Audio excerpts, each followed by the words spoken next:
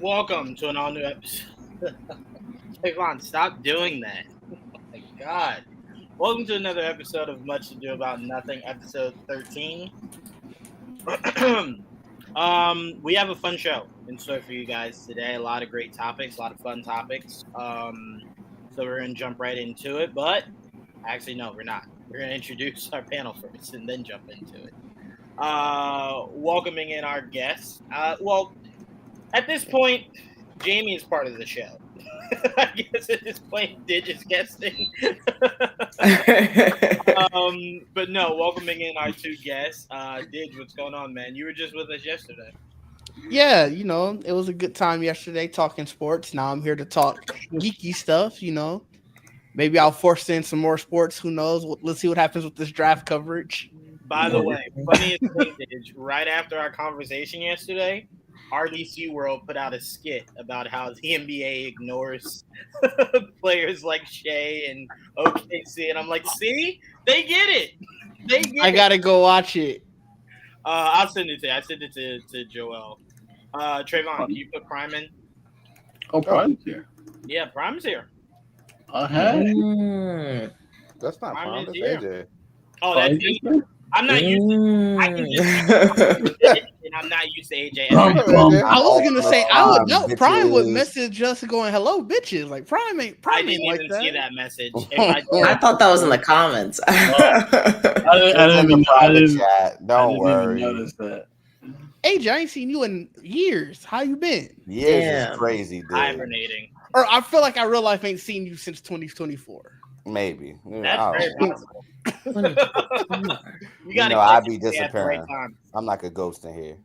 Now AJ's like, what was that one rare Pokemon that like you had to go at a certain point of the night to catch it, or like you couldn't catch it at all? That's AJ. It's very rare, very rare. Still Stones. But no, definitely welcoming back Didge. Welcoming back Jamie. What's going on, Jamie? Nothing much. Well, actually, a lot work wise. I'm kind of tired, but I enjoy our conversations here. So this will be the highlight of my day. Oh, I appreciate that. I'm glad that we can create some, relief of the day. Mm-hmm. And that's AJ. All right, so we got you guys know, Joel, Trayvon, they're there. We did get the first 3 episodes of Ironheart yesterday. As someone that constantly wants things to be dropped all at once, I don't know if I like this formula. I would have preferred if this was more just this week, next week, week after. I just feel like it would have spaced itself just a little bit better. And I kind of feel like each episode would have had me, eager to get to the next. The fact that it's over next week is kind of just like, this shouldn't be a model that they try to utilize going forward. It's either you drop it all at once or you just do it weekly. Either or is fine, but not this. I don't like this model. So the first 3 episodes dropped. I feel like the first episode, it kind of feels like we're entering as if Wakanda Forever gave us more context of where RiRi was going, and we're just picking up right where it left off, but it didn't. So it kind of felt like empty space that they just launched this into. But I thought once it got going, it was great. I love no theme song. I love it. It's so rare shows have great theme songs. I skip it anyway. So I love that it's just like a title card. That's awesome. I love it. Each title card has been super creative. I'm gonna just do my thoughts as a whole. I really do enjoy it. It's really good. I don't know what my expectations were heading into this show, but I don't feel disappointed at all. I wasn't, I didn't feel unfulfilled after that 3rd episode. I felt very eager to get to next Tuesday. So for me, I've been enjoying it a lot. And hopefully it ends on a bang. But that's all I got, really. Let's see. AJ, we'll start with you. Your thoughts on the first 3 episodes of Ironheart? I loved all 3 episodes. When I was going into it, I was not excited for the show. All the promotions. Well, I wouldn't say all the promotions, but Lack of.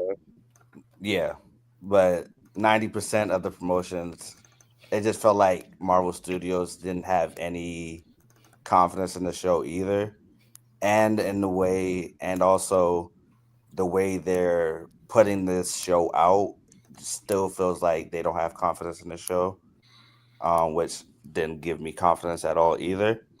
But after watching all 3 episodes, I can't wait for the next 3 episodes. I sort of wish that was a weekly thing instead of it being a bi-weekly and then done. Um, but yeah, I love all the characters. I love RiRi. Love her best friend Natalie, the AI, which was great. I really do love their chemistry together. Um, every single character, Joe, Ezekiel, love his character, love his little twists or whatever you would call it. I did like that, but I did see that coming a little bit during that first episode. But that's just me. I don't know if anybody else caught that, but I really did enjoy that. But overall, really did like it. The production value of the show is really good as well, which is probably one of the biggest highlights for me. But yeah, overall, I did love it. Yeah. I a lot of this show was forgotten about for me, as far as like what I remember hearing when they first started talking about making the show and casting for the show. So when he said it, I was just like, oh yeah, okay. It wasn't like the it was more like, oh yeah, okay. I remember hearing that now. I But didn't know heading it was in into it. production for the longest time too. I know, that's So what I'm everybody saying. It was forgot. like so much time Yeah. from that point. So when they did the reveal, it was like I do remember us talking about that. And it wasn't like it was lackluster or anything. It was just, that's not really going to be the big jaw-dropping thing it's supposed to be. It was more so just like, oh, that's cool. Just more so connected in the world of Iron Man. Great. Yeah. Awesome. No problem. No issues with it. I really do wish Solo: A Star Wars Story did better, because like this guy is very talented. Very. Unfortunately, that movie buried him. So it's just cool to see him back in big things again. But yeah, I am with you on the friend, Natalie. I like the switch because we know in the comics who her AI is, but we know obviously it wouldn't make any. Oh, go ahead.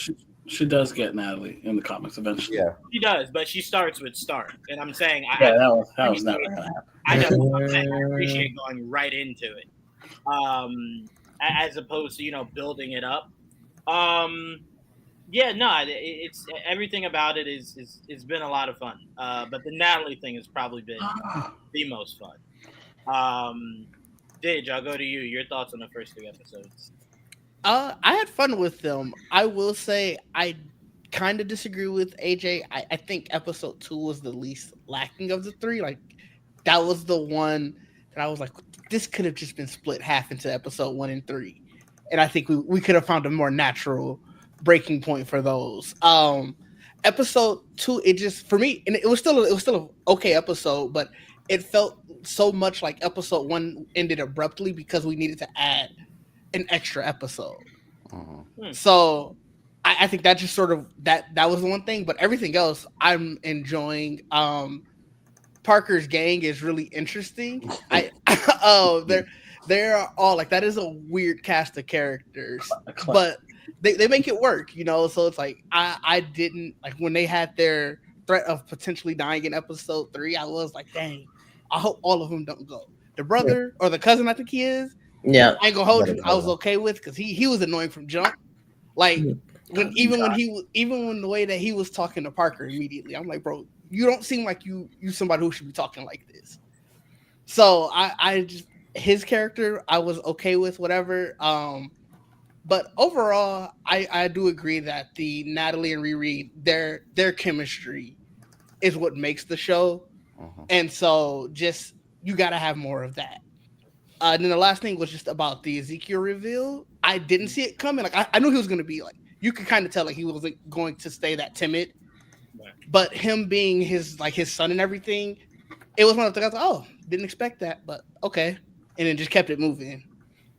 Yeah, I mean, that's all you could have really gotten from it, because it was just like, all right, like he could have been no one, and I would have been fine. But the fact that you horned him to being someone is like, all right, cool. Yeah, I will say it did make me a little bit more interested in him staying around, because at first I was like, oh, he's going to be this character. Like he was going to be the wink link. And then, that unveiling that relationship, and it's like, oh, okay, maybe there's something you can pick here. See, I'm a little bit of the opposite of you on that one, though. For me, I liked this character from jump. But for me, the gang was probably like the weakest point for me. Interesting. I did not like the pyrotech. I found her very annoying. The clown. Yeah, clown. I found her like so annoying. It was like cringeworthy for me just seeing her. It was just her. Damn, wait. What do you think it's black women, AJ? No, I'm just kidding. See, that was how I felt about John. I don't know. I think it was the annoyance of him, because like bro came in too aggro for no reason. And like I said, even initially with Parker, he came in too aggro. I'm like, bro, I don't know enough about your backstory for you to seem like you should be doing stuff like this. And then as we saw the episodes, I'm like, you definitely shouldn't be doing stuff like this, bro. You got a knife. What is you really gonna do? Yeah, I don't know. He can do what he wants. He was a marksman with that knife, though. He was. I give you that. It's not about the weapon; it's how you wield it, bitch. By the way, Trayvon, that comment was wild. He can't do what he wants. 24/7 with Trayvon. Listen. No, I do want to say, I want to say one thing, and then I want to ask AJ and Did something before I go to Trayvon. One thing I just wanted to add to how much I love what they're doing with Natalie is that it's a drastic contrast from Tony and Jarvis, right? Jarvis is very bland, right? There is no personality. It's, again, like my name was on here, beep boop, really, with Jarvis, right? Stark was more so all your personality, right? So I love that it doesn't, at any given point, Natalie doesn't seem like an AI. She just seems like a holographic best friend, right? That you're constantly reminded is an AI. So I'm like, I love how much detail they put into that, to where it's not just like, beep boop, number crunching. It's more like, no, I think I am what I'm portraying myself to be, which is your best friend. Right. I'm like, I do love that, because we saw all the AIs so far in the MCU have some kind of personality, except for Jarvis. Right? Like even what's her name that was the AI for Peter in Homecoming. I'm not gonna say like she had a big personality. It was I didn't know if Edith was in No Way. Edith was the glasses. That's what I thought. That's what I thought. I didn't Friday is who I think Peter was working with. Did you just snap like you had that realization when I said it 2 seconds ago? It was Karen. It was Karen. It was Karen. Oh wow, they named her Karen. Yikes! All Yeah, right, we'll watch that out of the ethos of Marvel. But my question to Dig and AJ, since you guys have yet to actually speak about it, which probably says a lot of bad things, maybe, but neither one of you mentioned the Hood. So I'm going to start with you, AJ. Was there anything about the Hood that you enjoyed, or anything that you wanted to highlight that you thought they could have done better? Because neither one of you mentioned it. I just wanted to leave some stuff out for you guys to talk about, but I did like the Hood. Oh, okay. I mean, you can always express how you feel. I do. I can't think of the actor's name, but I just love him in general. Anthony Ramos. Yes, I just love him in general. Like I love him in all his movies and stuff. So seeing him in a Marvel show, I wish he was in a Marvel movie, but seeing him in a Marvel show, is pretty cool to me. He's cool, charismatic, and it all goes into the character of the Hood and the mystery behind the Hood. I can't wait to see that explored a little bit more because it does have me interested now. Not speaking as a comic book fan because I already know what happens, but just seeing this show by itself, thinking about the show by itself, it handles the character pretty well. Okay, Didge. No, I think I would agree with AJ. Anthony Ramos, he's a really good actor. So I knew at the very least his acting was going to be good. Like you come in, you always have to worry, are they going to write the character correctly? And so far from what I've seen, I could see why people are like spellbound into being into his game. Like the way that he talks to the family, like how says they're all attractive too. Yeah, he does always do that. That's just easy flattery. But the way that he sort of inspires them to be a group, like they know how cutthroat and deadly he is. And granted, he already said they're all criminals anyway, but you can tell the way that he talks to them. There's a reason why he wanted them together. Like even when he knew that they were going to give up Stewart, like Stewart wasn't going to stay a part of the gang. I'm kind of curious if he expected him to die or not. Rampage. Like it almost feels like get his name right, dude. Oh no, we calling him Stewart. He ain't do nothing we call Rampage in my book either. Messed up the one job. But no, I don't. It kind of feels like I think he kind of would have let him live unless he would have started talking. Like he felt like you're not part of the inner circle no more, but I respect you enough to at least let you live your life. Oh no, man! I forget what his cousin's name, and y'all know I don't be remembering. John was like, "Oh, usually, Hood dude likes to be present for demotions, but in this case, I just got to do this right here." So I'm like, I feel like he like once you're out, he's like, "We're gonna make sure you're out, like you're not going nowhere else." You out. Yeah. For me, in terms of the Hood, before I give it to you, Trayvon, there's nothing wrong with what Anthony's doing. I feel like I should know more of the motivation by now. You giving me the first 3 episodes, you just went super heavy on everything RiRi, and it's like, to me, unless you're gonna go super heavy on the back half of it, I should at least know the why, right? Because it's like he doesn't seem like killing and whatnot is something he necessarily wants to do.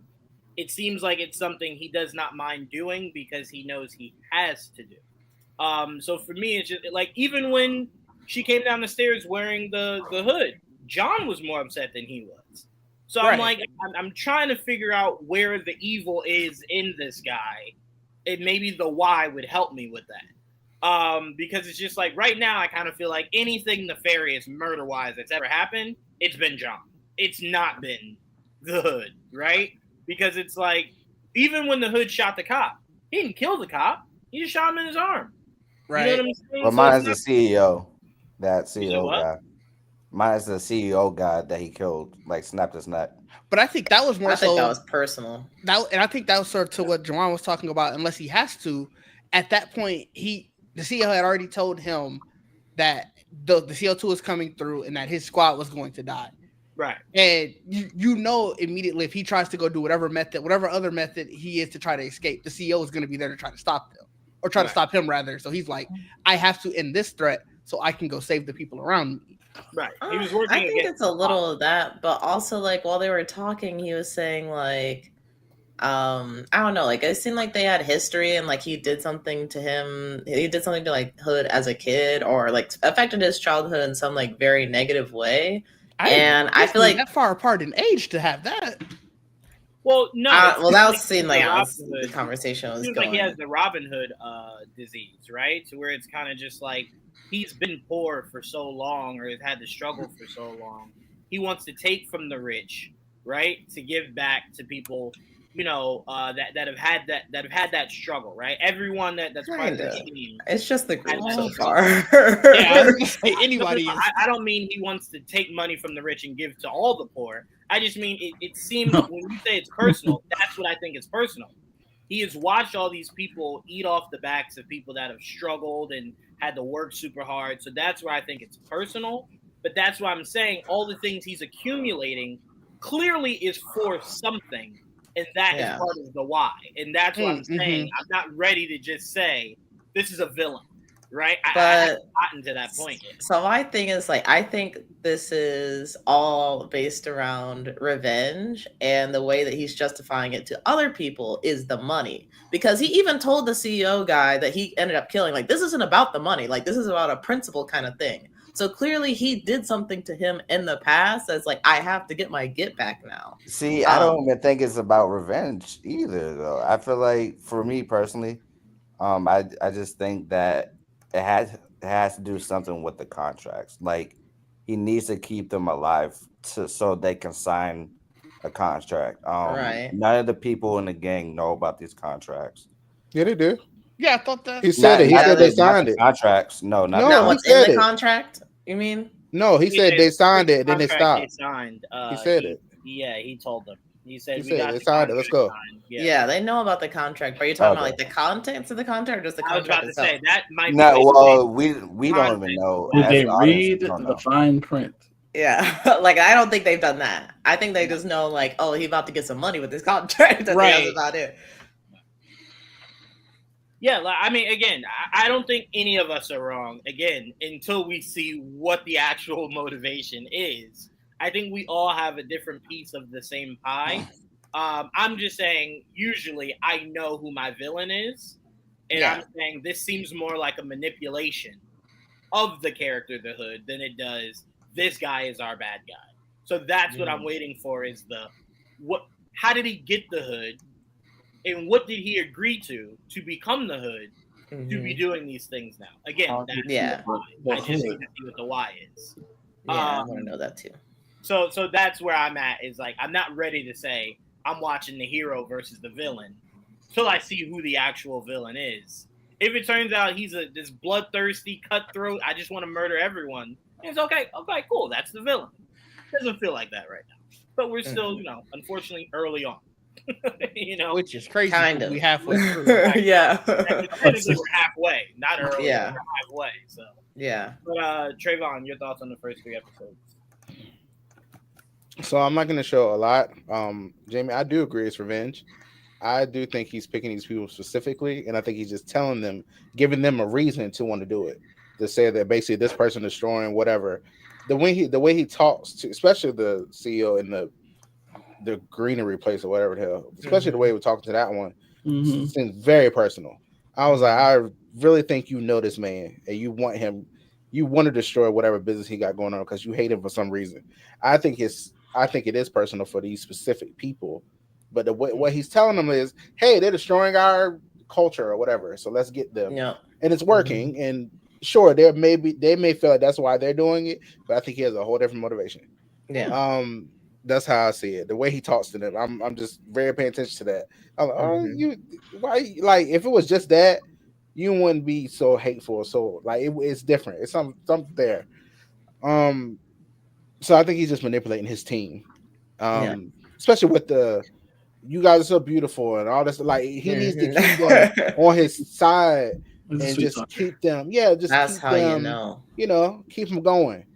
He's unusually cool, calm, and collected. Yeah, it's like he does that to be opposite of John. Because John is very hot-headed and evil and mean or whatever. He tries to come off as, I love you guys. No. And I don't even think he's a bad dude per se. But I think that for his purpose, he's willing to become a bad guy. Because even when RiRi, someone confronts him about everything and is I don't want to be doing I don't want to be a criminal for the rest of my life or whatever. After these 2 jobs, I'm done. And he's listen, what we do at the work, we're trying to help people, whatever. You think that's criminal shit? Fine.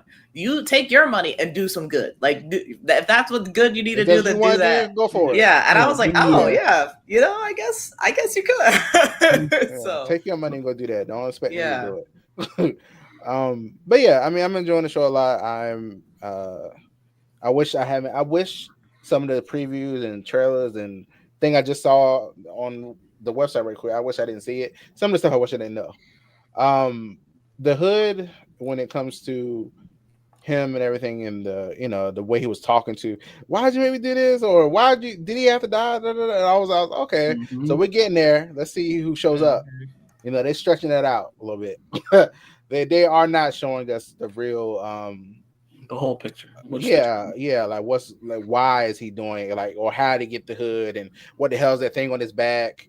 Yeah, you know, like I love Power Rangers. Okay, it just made me think of Lightspeed Rescue when Jesus Christ. when the Rangers had like a snake on his back, and the more he morphed, it would climb up and it was going to kill him eventually. That's what happened in Lightspeed Rescue. I'm sorry, that's what made me think of. So I was like, okay, this is interesting. How he's gonna get that shit off his back? You might be onto something though. Because John kept saying I can't keep covering it up. So you're like tattooing it away, and then it comes back. How does that work? Yeah, I'm very curious to see how this show goes. The Natalie aspect that has to be just so traumatizing. Just you would think about her real bad. You like doze off. And you wake up with she back in front of you, and you can't get rid of her. Like she really just, hey, even though you left me home, I'm still here. Yeah, you stuck, bitch. like that has to be terrifying. Like, oh my god, that's terrible. I was like, look, it's great to see you again, but you're not really here. Right. So that's a lot. That's a lot to deal with. I love the dynamic of like she doesn't know how that happened. She woke up, like she had the shit connect there, and she's not a normal AI. We know that much. You know well, what I mean? She said that she was trying to recreate the one from Wakanda. Right. So I guess she was trying to use those brainwaves about that one. Gringo, something she said. Grio, something. Gringo. Look, I heard no was a G. And I think that's what she was trying to do. She was wanting to think about her friend more because of that damn tape. Yeah. So it made her, and that's what happened there. But the fact that she was making AI off her brainwaves is very cool. Right.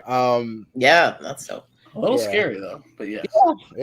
They did mention that too, how she could have easily died from that too. Mm-hmm. Right.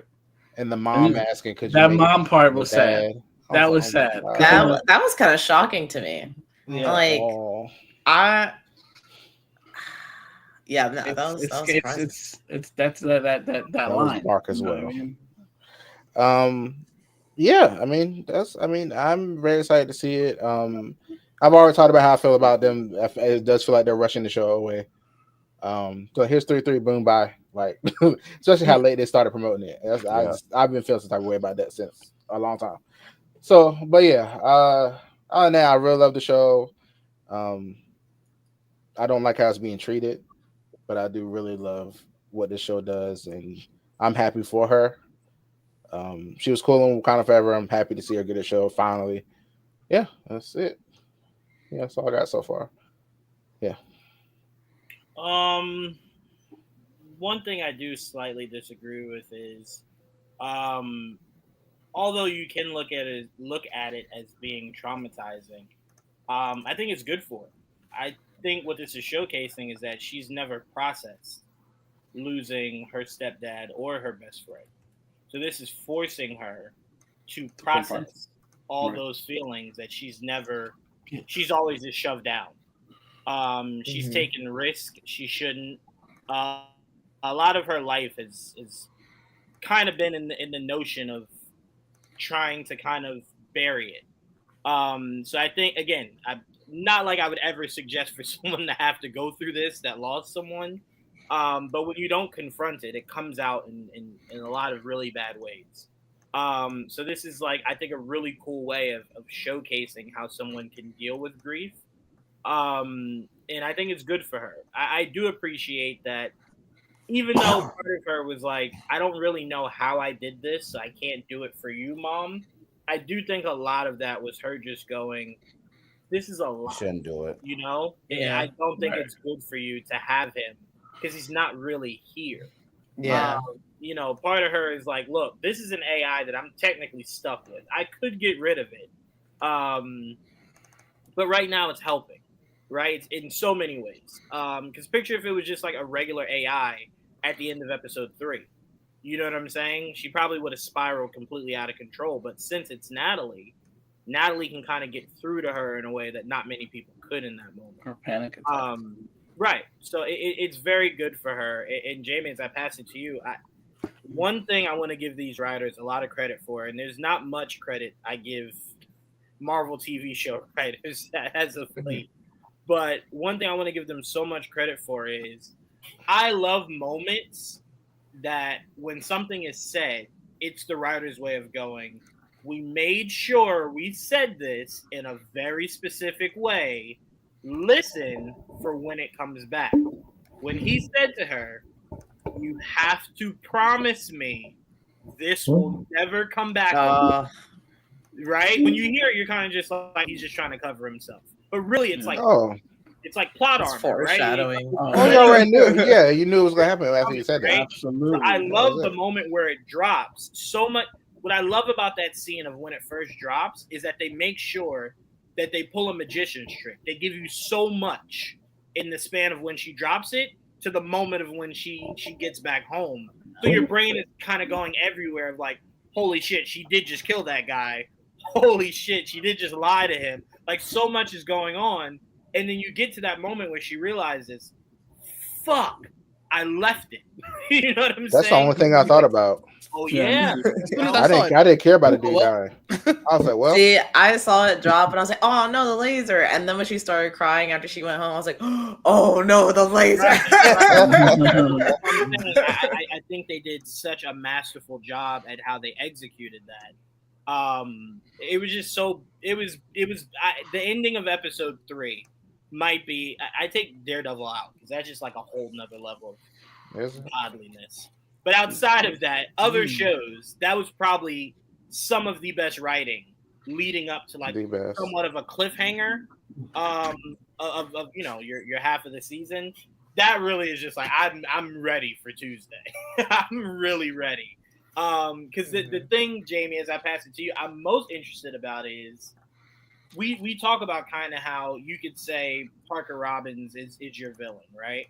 One thing I'm keeping an eye on is RiRi slowly but surely making another villain with her kind of focusing on her and not really the things around her, because it would not shock me if this show ends and she corrupts that damn man enough to where that man uses all that money and that little bit of genius that he's showing us a little bit and kind of figures a way to flip that daddy switch, right? To where it's like he's just like his dad, just as crazy, just as power hungry, right? Because you slowly started seeing that where he's like, thank you for teaching me how to stand up for myself, right? You know what I'm saying? So I'm like, as soon as she did it, I was like, oh. Yeah, I wonder if that's going to be something that maybe bites her in the ass down the line. For sure. Right? For so, sure. But Jamie, your thoughts on the first few episodes? Oh, I'm sorry. Were you saying something?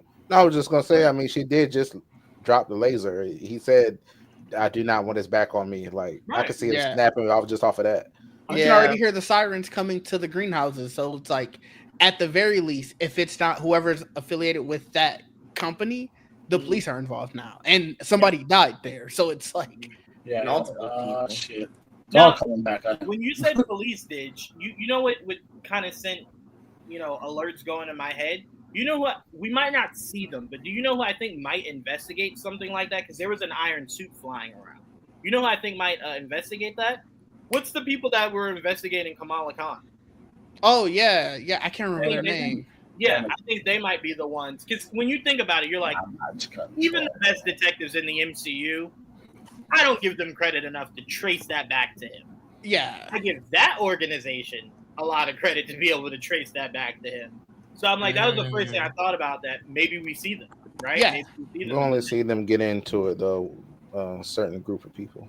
You see them nowhere else. Wouldn't this be a certain group of people? No, they wouldn't.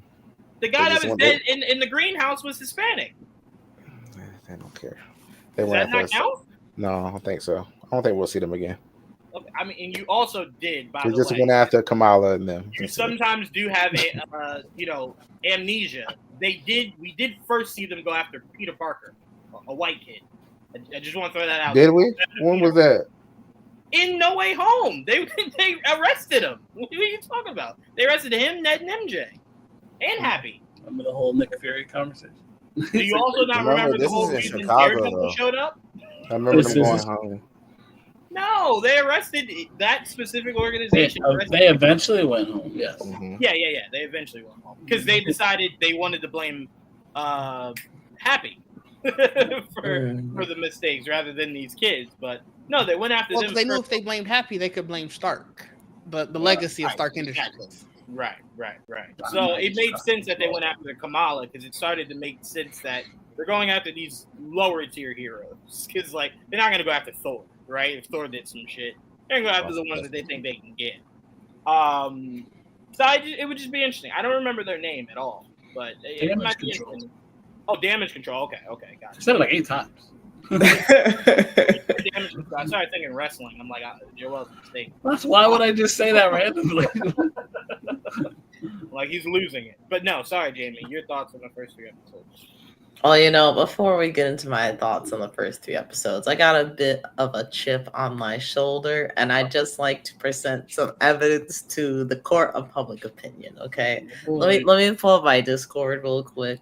I would just like to have it stated that a Dig D on Discord at nearly 1 a.m. said, "For a genius, RiRi makes a lot of dumb decisions. She LOL."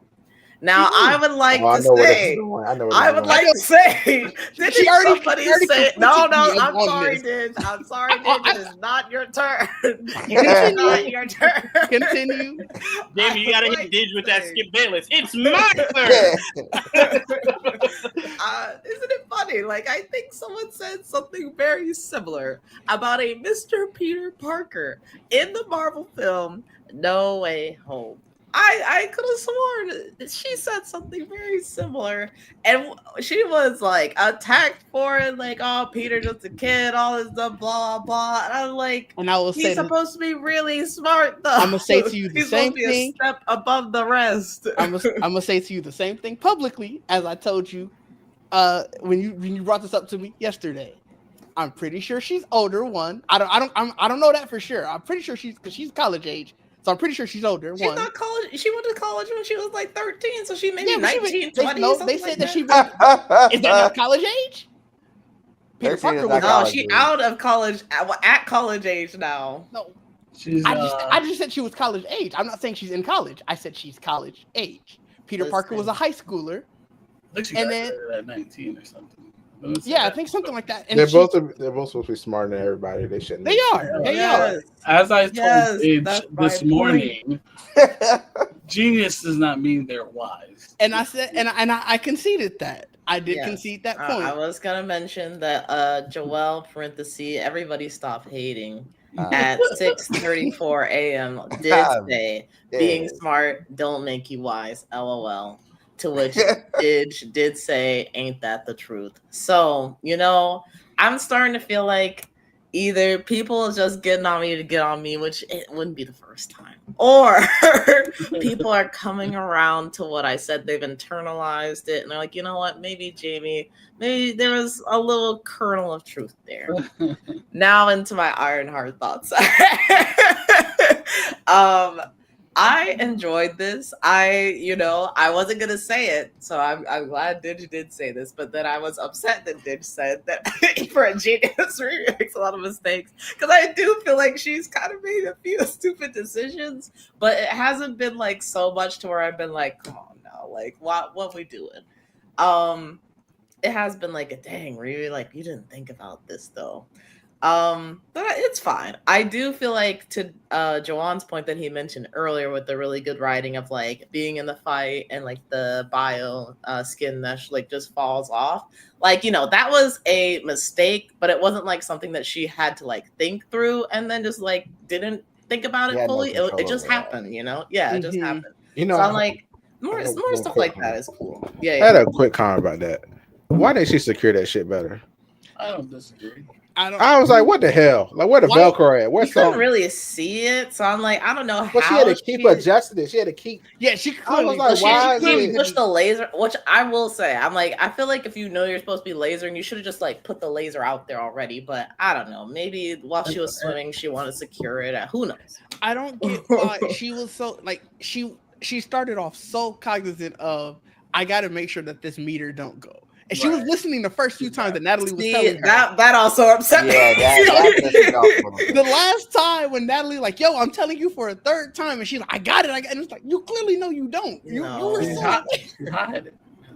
She didn't actually cut off a piece already. I was like, girl, there's a piece right there behind you. Right. And you trying to get another one over here. Like that was the point that cemented when I was like, bro, I gotta say this because I was watching that part. I'm like, bro, no, she make too many dumb decisions. Yeah, that was bad. And it's like I think back of like, I've definitely had that moment in games where it's like you just get a little greedy, and then it doesn't end up working out. But I'm like, I don't feel like any point in real life if I've been given 3 separate warnings would I then be like, no, let me just push a little further. Like, no, I think you probably stop. You chill out a little bit. Nah, I'll be that stubborn one that be like, nah, I can keep going. The third warning I felt like was enough. Like, maybe once or twice. I'll give you that. Yeah. It was like that third time. It's like, okay, I should chill. All right, I'm wilding. All right, yeah, let me take a step back. Oh man, that was crazy. But I did like the fact that like her and Natalie kind of like switched places, I guess, for like Natalie's controlling the suit and RiRi was like on the ground like doing stuff. I thought that was pretty cool. I feel like Natalie as a character is kind of strange in the sense that like she does feel like a person, but also like an AI at times to me. Which I think is not like a bad thing. It just makes the writing like really interesting because it's like very human, but at the same time there are certain things where I'm like, oh, like that was given bot a little bit. So it's a very interesting character. And I actually didn't know, or I feel like we maybe had a similar conversation talking about like RiRi's AI where like Stark was supposed to be the first AI. I think that would have been interesting, but I'm also kind of glad like RiRi gets to make her own thing away from Tony because people definitely would have been all about Tony and not about RiRi if he was in the show. All right. What else? I think the gang of characters that she's gotten involved with are all like pretty interesting. Yeah, I don't know. I don't feel like I've seen a group of, I don't know if you call them like vigilantes or like villains or whatever with this kind of like makeup in like I think any kind of superhero stuff that I've watched recently. So it's been interesting to kind of absorb that and see how they all kind of get along. Hood, I do agree with Joanne that I feel like being halfway through the show, we should know more than we know about him. But it's also like this is a 6-episode show, so some things are probably gonna suffer just because of due time and not having enough time to develop things. So we'll see. There, is potential, but it's feeling like we should have more time. I think 3 hours should be enough time to flesh stuff out more. I agree. Yeah, we'll see. We'll see. I hope so. What else about this that we haven't already talked about?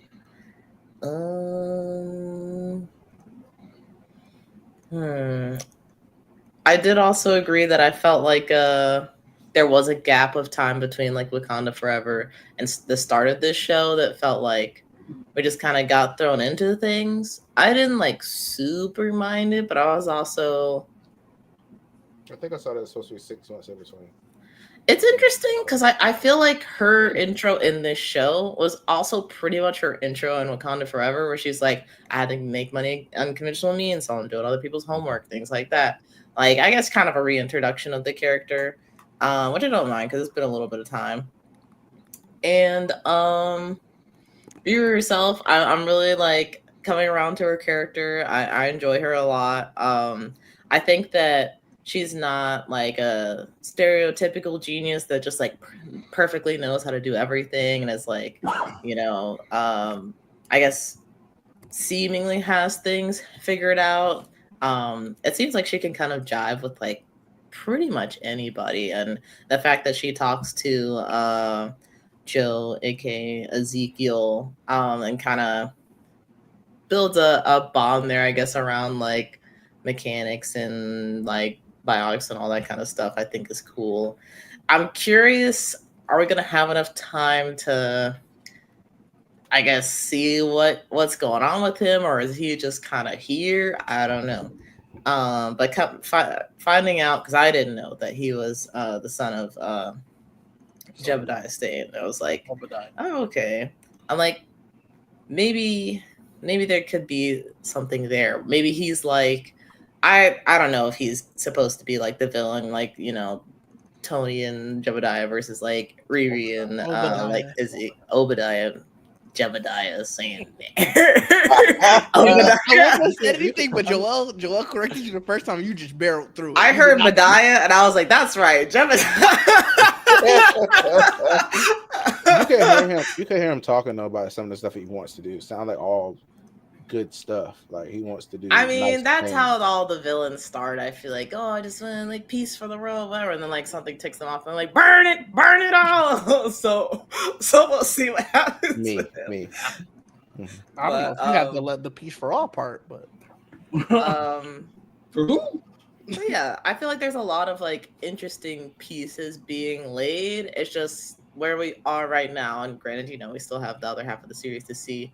I don't feel like I'm gonna be completely satisfied by the end of the series. At least not with every story beat that's being told. I think for sure, like, we're gonna get a resolution between RiRi and Hood, but everything else, I don't know. No idea. We'll see. Yeah, You're on mute, AJ. If you were talking to me. I do want to say. Wait, go ahead, AJ. Were you about to say something? Oh, I was saying that more people need to watch this so I can get a season 2. Oh, you're not getting that. I was about to say, would they do that? It feels like they kind of just like push this one out. I mean, if they got enough viewership. Hold on. No, maybe. No. Again, without jumping immediately to the most extreme negative, can you name me outside of Daredevil in an animation what other show Disney Plus has done? Have we gotten this? Well, Loki. Yeah. Loki has. We've not gotten anything from Moon Knight. We've not gotten anything. Does Agatha kind of count? No. That's a spinoff. They're like spinoffs. No, it don't count. They renamed it so they had to pay him twice. Okay. It could have been. It could have been season 2. It could have been. It could have been. Wanda, Trayvon. Agatha would have got paid double, for the second season. They had made sure that it can't be called WandaVision with no Wanda. There's no or Wanda. Vision. That's what I'm saying. Yeah, I'm it is a continuation of WandaVision. For sure. It is, but it's a spinoff. Yeah, I'm like, there's an actual name for what you're saying. Yeah. Anyway, to the point I was trying to make to what you were saying, Jamie, to go back, I didn't want to cut you off. I wanted to make sure you got everything out. But when you were coming at Didge about these geniuses not being too smart, I did want to remind you, Stark in his 30s gave a villain his address where his wife lived. That was arrogant. That was recklessness. That's stupidity. That's still a dumb decision. That was dumb. That was arrogant. Like, you expect him to do that? Like, I expect better from RiRi. If you look very at angry as arrogance, that's the same level that Peter carries to a degree. It's the same level that RiRi carries. RiRi definitely has that. Sometimes your decision making is off ego, right? It's not necessarily off of rational thought. It's off of I can do emotions. This. Right. I can do this. You know what I'm saying? There was a moment Peter thought I can handle the world knowing I'm Spider-Man. That was pure ego, right? He very quickly was like, Strange, I can't do this. I can't do this. I don't know if he ever felt that way. He literally went to school. He went about life as if it was. He had no choice. No, again, he didn't do it on purpose. He got to a point, Trayvon, where it was too much, where he went to Strange and said, "You got to get rid of this shit." That's a rational thought. That's a thought he could have had at any point. That's what I'm trying to say. He didn't have control over that decision. I'm saying, but like he went outside and said, "I'm Spider-Man," and then said, "Oh my God, let me go to start now." He didn't do it on purpose. I'm saying he thought it was something he could shoulder, and then he learned very quickly, "I can't shoulder this shit. I can't do what Mr. Stark would do." Stark came out and said, "Hey, I'm Iron Man. Fuck is up." Peter said, "I can't do that shit." You keep saying it's not the same thing. It's not the same thing. That reporter sat in the front when Stark did that fucking thing. I'm not talking about. And knew wholeheartedly that man was Iron Man. No, I'm saying, okay, so when they did that, remember he wanted Peter to do that also in the press conference. He was giving the suit. Peter was like, "No, I'm not doing this." Thought he could handle that. Yeah, 100% ego. Yeah, but I'm saying, but Peter never thought that way ever. He never thought, "Oh, I could tell everybody I'm fine." I'm saying once people found out he was Spider-Man, a part of him did think that it's something I can handle until he found out I can't handle that. That's all I'm saying. So. That's not. I guess it's kind of. Doctor Strange is available. Yeah, that's lucky. He don't think he could go ask him to erase everybody. But he did. Yeah, no, he figured out. He was like, "I figured out something. Let me go see if we can do anything." He didn't know. I'm not saying any differently than you. You're saying he did. He was like, "Oh, I can handle this." Like he went outside and said, "Hey guys, I'm Spider-Man. Here's my web." See, like he didn't do that. You're adding flair to it. I'm just saying he did believe it was something he could shoulder, and then once he figured out he couldn't, is when he was just like, "I'm gonna go to Doctor Strange." Anyway, my point is, Jamie, is that it seems like in the MCU, age does not matter. Arrogance or thinking of oneself first, it just seems to be the thing. So to shoot did some bail on RiRi maybe seeming like, hey, maybe you're just too smart to be doing dumb shit. Stark did a lot of dumb shit. Like a lot of dumb shit. So it just seems like it comes with the territory. All that genius, a little bit of stupidity in there, it seems. See, I'm gonna say this and I'm gonna let it go because I know we're not aligned on this thing. But I will say to your point earlier about like it was smart the way that like RiRi ended up dropping that like the laser with the bioskin thing. Like that was something that was like it was a mistake, but it wasn't due to like arrogance or like stupidity or anything like that. It's just like, it just happened, And I feel like I don't know if it's maybe I've been thinking about like the stuff that I've been watching more or if I'm just easy to irritate with things now or I don't know. But never. I see I don't even know where that came from. I'm gonna move on. But you should know exactly where that came from. I don't. I really don't. Well, to your point, Jamie, I think where the arrogance does come in for RiRi is to think she could do what she did without really any help, right? She thought it's something, look, I'll go on my own mission to try to do this with no actual plan, right? Because it's like this man can turn himself invisible. So if at any point he turns himself invisible, you just gonna sit in that greenhouse till he leaves first? Like there was a lot of things that was more so spur of the moment. This is my best opportunity. I got to take advantage of this opportunity when I can. And a lot of that is ego. Now, I know when people say ego, it immediately sounds like a negative. It doesn't always have to be.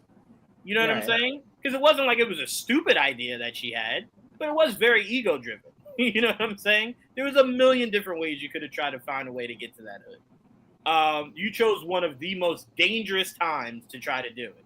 That is ego, for sure. That's definitely ego. It looks badass though. I did have one more like comment about why I guess I don't talk about the hood as much in this. Mm-hmm. I need him to do something else because I already seen this in What If, and then also when I watch Black Lightning, Thunder used to hold her breath to do her to use her abilities. So I'm like, this holding breath shit, I'm tired of it. Like, let's see somebody, because that's how he goes invisible. He holds his breath. Yeah. I'm like, whatever. I'm like, let's see you do something else, like the bit and bullet thing. Seen that, wanted. Let's do something. Like I need something else. I need something. I need another ability. Like this holding breath and bending bullets thing, that ain't enough. I feel like we will see something, even though, like Reggie, I don't know this character, but I feel like we will see something else because it seems like there's like almost like a demon or something that he's holding back, and I don't know how that manifests. If it's like a shadow like character stand kind of thing, or if he transforms, or I don't know. But I think there's something. That'd be great. That would be lit as hell. See, Netflix, Disney did it for you. Part 8, let's go. All right, Joel, it's on you now. Your thoughts on the first 3 episodes of Ironheart? I really enjoyed it, like everyone else so far. I was looking forward to seeing how they introduced the Hood and his gang because, like, I don't know much about him. I know very little, if anything. But once I heard that Rampage is in it, and I know Rampage from the comics very, very. Is he really a character? They're all characters from the comics. Oh. I will get to who they are. But Rampage, funny enough, he's a career criminal who's never really been good at being a criminal, and he had his in the comics he had his own power suit, and at one point was even helping out the Punisher. Had a little back and forth with Punisher for a long time too. Now that's the only character I knew. Everyone else I had no idea. I've never heard these people. Interesting. But they all been at least all I believe were members. Except Clown's the only one I don't know at all. I've never heard. But the others, who was it? You have the blood siblings who are the blood brothers in the comics, or they're fucking like vampire alien gorillas. I swear to God, they're the weirdest things. They're not even. Yeah, they're but they somehow do become part of Hood's gang in the comics. So they're not anything like that. But again, these are more grounded versions of like Slug. I found out was a genius level. They to the point where they think he was a mutant, but this big fat white dude. But he's like super genius, you know what I mean? And then you had I feel like I'm missing something. John's real. John's the actual cousin of Hood in the comics. I didn't know John was a real person. But that's his actual cousin. His name is John King in the comics. You feel like he was hallucinating John? No, I just didn't know if they made him up for the show. Yeah, I didn't know if he was made up for the show. Oh, okay. Yeah, that's what I mean. Yeah, like he was never real. They all like fucking talk to him, so it's kind of. He projected him out there, just like I guess like Natalie in a sense. Yeah. Well, that's another Natalie. I heard that Natalie was going to be in it, so that was cool to see her manifest. Who was it? I think those are the stuff that I think I pulled the most from because I like seeing how they really grounded that team, you know, to make it fit this world for them. And they're like characters, they're like Z-list villains. No one's gonna really complain. So it works out in that regard because the Hood himself was very much a very low rent villain until they made him a bigger villain. When he used like that Hood became a magic Hood, and literally look at his powers in the comics: the invisibility and the bending bullets, the magic guns or whatever. I think he has other shit. I can't remember. I don't know that well. I don't know Hood that well. No, it's just the 2 handguns in the. That's why I was on saying he needs to see more. I'm like, well, that's all the man does. He also had boots, but I'm probably gonna ignore the boots. I think the boots are what originally made him invisible. I can't remember. But like, I mean, I did like that whole. I love their version of the scale there. The scaling part. I do believe that's obviously he made a deal with the devil in some capacity. Yeah, that's what it seems like. Right? That's what it looks like. He held his breath a long ass time in that car. That's all I want to say. You sure did. What happened when you make a deal with the devil? Yeah, a lot of practice, man. And then his eyes turned black, right? When he used his power at the end when he killed the dude. Yeah, I thought so. I'm not making this up. That actually happened. Okay. That was cool. Like his tats. I like what he did trying to cover his little veiny shit going on the scales, whatever. He's trying to hide it. We all know what's going on. Now it's everywhere. Yeah, it's just everywhere. It's everywhere now. I do wonder because I'm like, I do like how they stayed pretty true to the Hood look. Because I'm like, it kind of looks out of place completely. But they kept, more or less, that's kind of what it looks like. It's probably different fabric. But I do like that. I do like Anthony as the Hood. I was looking forward to seeing how much, because I don't know much about RiRi. I didn't read a lot of her comics, so like I was really looking forward to show this for them to explain her background. Like I love that whole background, like where her stepdad, and Natalie, then her mom. There's a lot of background I didn't know that they covered a lot, and I enjoyed that. The whole Ezekiel, who Joe. Mm-hmm. I heard that was his made up name anyway for a long time ago. Like you guys are saying that it was out a while ago that he was fit out. That's not his name was going to be.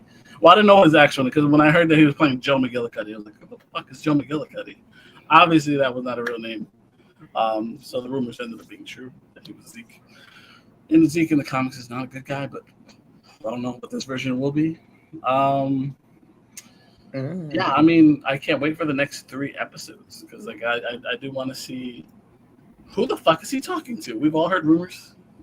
Like, there's a lot of, like, who he might be talking to. You Google the cast, they got it right up there. Oh yeah. I mean, they got it right up there. This. I look forward to seeing how true that is, and I saw other teases, but I'm not sure how true those are. So I look forward to seeing if those are real. Yeah, because there's obviously been hints of what was it? I'm trying to remember. And the first one, I think it was the first time when she came home, she was talking to her mom. Her mom's friends are there, right? Mm-hmm. Okay, so one of the ladies, I believe, is related to a character we're going to see soon. Is it the Abbott Elementary librarian? Maybe. That's who I saw. We're not going to just water Crease numbers down to the Abbott Elementary librarian. That's what I listen. I know her voice from the cartoon, but like actually seeing her in person, I think I immediately thought of Adam. In fact, I thought she was still the librarian at first. Leave the librarian get now. We're not going to water her down to that. First of all, you always have to go to the negative. I'm not watering her down. I'm relating to her what I've seen of her in person. Yeah, her IMDb is long. Yeah, she's been working. Obviously, that voice. If you hear her voice actress. Wow. Not only that, she was Freddy in a different world. She goes. The disrespect. So you don't like Abbott Elementary all of a sudden? I do like. You're not about black productions. We're not going to water it down to just that. That's crazy of you to say, dude. What's her name in the show? Did they say have it? I don't know her name in the show. But I remember they just said don't know her name, dude. That's so it says Madeline. It says Madeline. You called her Abbott Elementary librarian. I don't want to hear anything. I don't want to hear anything. Madeline. What are we talking about? I think she said Miss Stanton, and I believe that is the last name of Zelma, and Zelma I think is the character we're going to see soon. Nice. So that's I linked it early. So okay, so maybe that's how she meets Zelma. Remember, I think she the one that was. I don't remember. Anyway, I do look forward to the next couple episodes. I love her little makeshift armor after that shit looked all like high tech and like looked like she spent a lot of money putting that shit together, and that shit. Then the rest of it looks like a junkyard shit. But I mean, she's a smart girl. She really made do what she did.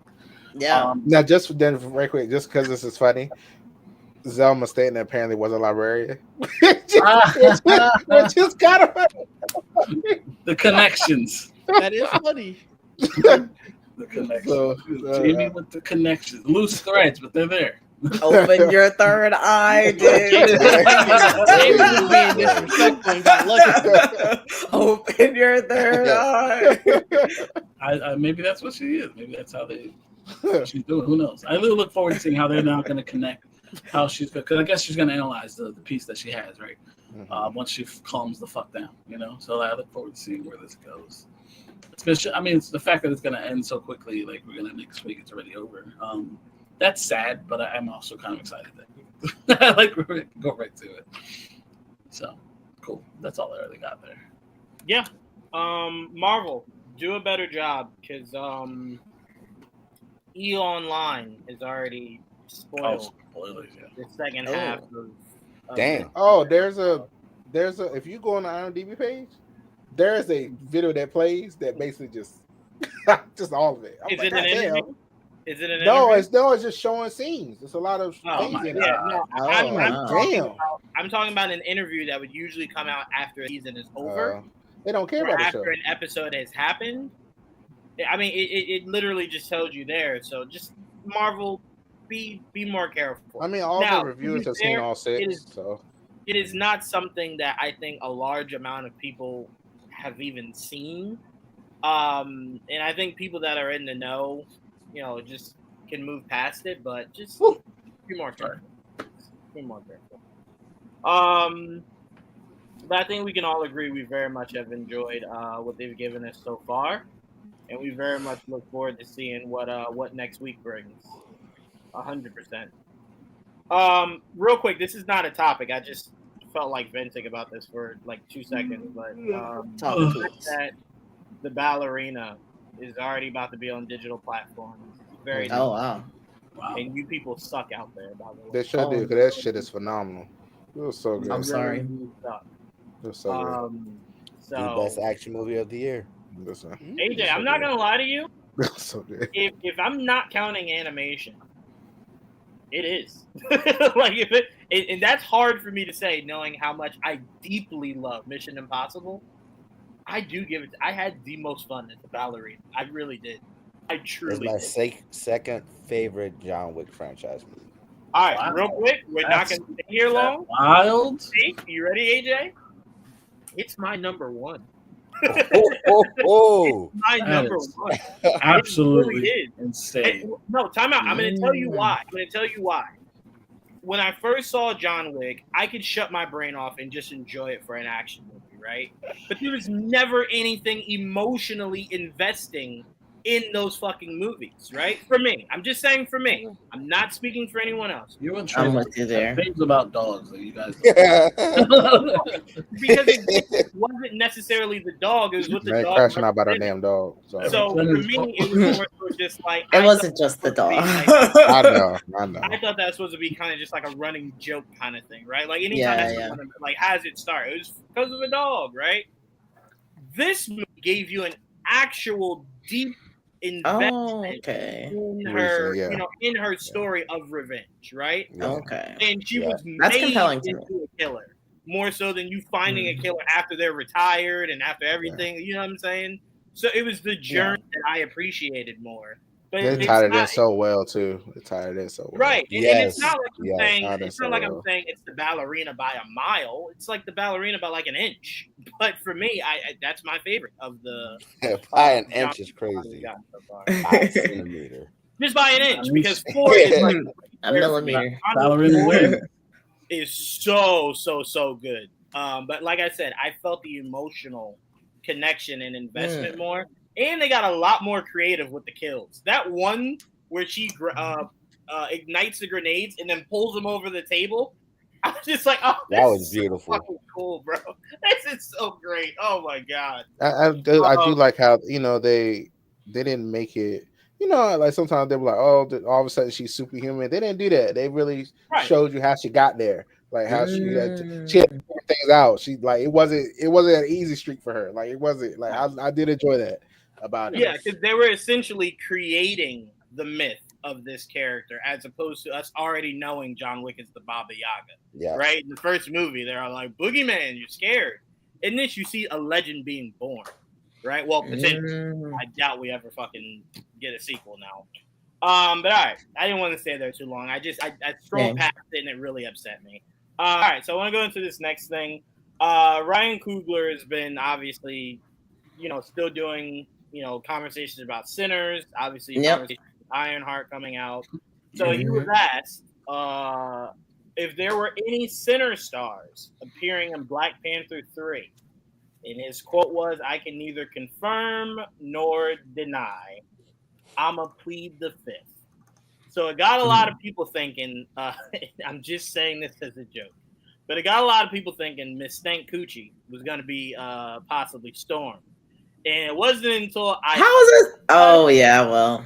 Who? Well, I'm just saying based off what she said. Yeah, because I was thinking like she did say, she was like, let me watch up. He's like, no. I walked all the way here. This is hot. They were in Mississippi. That was a little foul though. It was just seasoned coochie, okay? Not steak. It was seasoned coochie. I'm gonna tell you this right now. If she thought it deserved a warning label, That's No, that's listen. She would have That's said that sexy. regardless, because it's like she's embarrassed. She's like, "Oh, I don't want to, like, I No. want to be in the perfect, like, people they want to feel like, oh yeah, I'm feeling good, I'm feeling sexy." Like she wasn't feeling sexy right there, so that's why she said, "Hold on, like let's do something else." He's like, "Nah, you're good. I love you the way you are. You're beautiful. All this, It wasn't like He a said, warning look, label kind I of said, thing. look, I'm a freak. I don't give a damn. We try to get it right now. Shame on Ryan Coogler for not at least giving us an indication of him going, "Ooh, god damn, I'm gonna do it." Now, see, you're not pointing to Juwan for the disrespect. No, Juwan is wild. Like, crazy. He couldn't do that. He said he was ready to do it. yeah, her name is I'm Jamie gonna do Lawson, it, but guys. damn. Her name is Jamie Lawson. Her guys. name is Miss Perline. Get it right. Miss Pearly. All right, well, tell her to shower next time. Get a ride. Oh, Anyway, my I wanted to ask you guys. I wanted to ask you Insane. guys: is there anybody from this cast that you could think of that you could see playing someone? Because I think there's like Easily a Michael million B. people Jordan. who would- Michael who B. would love Jordan. to see. Well, I mean, that's been there, done that. I mean, outside of the obvious guy that's already been in. Wait, she was Bella Royale? Yeah, she was. That's her first Oh. big role. I didn't realize that. I didn't hear what you said. She was Bella Royale. in I Batman. didn't realize that. Yeah. The mayor in Batman, the new mayor. Yeah. No, I know what you're talking about. I didn't think I didn't about that realize that either. was- That's I true. didn't Yeah, realize it. that is her. No, They Well, talked about it mainly when Sinners kind came of out. in and out. I don't be catching these interviews, Didge. But no. So I will ask you guys. Damn, more people should ask her. Like, hey, you hear anything else on this Batman 2 script? Like, what you hearing, girl? like, talk to me. What you hearing? I mean, Trayvon, I'll start with you. If you don't remember a name, we can look it up. That's totally fine. But is there anyone that you could think of that you'd like to see put in the MCU? And if I'm not in the MCU, sorry, in Black Panther 3 specifically. And if so, is there any character you'd like to see them portray? I don't know. I mean, the Storm idea is great for her. I mean, I would like to see. I guess was it Miles Catton? How you say that? How you say that? Yeah. yeah, that's I would like to see him yeah. do something. I don't know. I can't see him as young Black, the new Black. I can't see that. But I don't know. So I don't know. Just give him something. I don't know. I don't know who else. I can't think of anybody else that I want to add. I'm not gonna lie. I don't want to add to. Like there was a few white people and other people on it. I don't want to add them. Like, y'all can be somewhere else in this. I just asked you to pick someone. You ain't got nobody in it. You don't want in it. Because then now look, I do like Yao or whatever. Listen, he can do whatever he wants. But look, no, but not in this movie. But yeah, but that's it. Like especially when he turned to a vampire, that was great. But yeah, I don't know. That's all I got. Yeah, the Storm thing is really all I can think of. Really. Yeah. I like that. Yeah. Get that's my really homie all. Delroy Lindo in something. I need him in Black Panther 3 in whatever capacity you can. I want Delroy Lindo in more stuff. Oh, okay. Interesting. It could be Sure. Is it disrespectful to say he could be like one of the elders? Like one of the people. No, Delroy, he for sure could be one of the elders. That is the age he is. I don't like the. I guess y'all all gave him though. I said nothing. No, yeah, AJ, you didn't say anything. I give you that. That's still bad. I didn't know they were doing that. That's what happened. What happened? I'm looking at. I went to his page since you talked about him. The Nazi Boys. It was. I think there was another book by Neil Gaiman. Yes, I think. So, there's a show for Prime Video that's in his upcoming. I don't know if it's a real thing that's still happening, but it's up here. As of last I heard, it was. But yeah, especially after the fact that we don't know what's happening with Blade. So his participation in Blade is TBD. Everybody left that movie. Crazy. So there's only two people currently casted for that movie, and it's the hero and the villain. So outside of that, it's not really anything else. Right. So that's what I'm saying. I want him in something. I think he needs more. Like I can't say more roles because he has a lot of roles. I was about to say, come on, man. But I want him in more things. Got you. Yeah, no, I'm with you. And Jamie's point, that's not disrespectful because Forrest Whitaker was, I mean, he was technically the. Yeah, no, he was an elder. He was the best friend. Yeah, he was an elder. The man is 72. Like he has to be an elder. No. Don't say that. He got hands. You know, if he got hands, let him showcase. You could be an elder and You fight. can still fight as an elder, but like you definitely an OG of the country. If you... Yeah. Oh yeah, for sure. I also wouldn't mind seeing it like if you dive a little bit deeper into Nakia's world a little bit more, like that, maybe like her father or her uncle or something like that. You know, just something to kind of tie things. Yeah, I'd be totally fine with that. But yeah, for sure, definitely him. AJ, do you think of anyone from the Sinners cast? Let me see. Jack You O'Connell. can't say Haley Steinfeld even though she's like Jack 16 or O'Connell. something. Who would you like to be Jack as? Playing White Wolf, the adopted brother of T'Challa.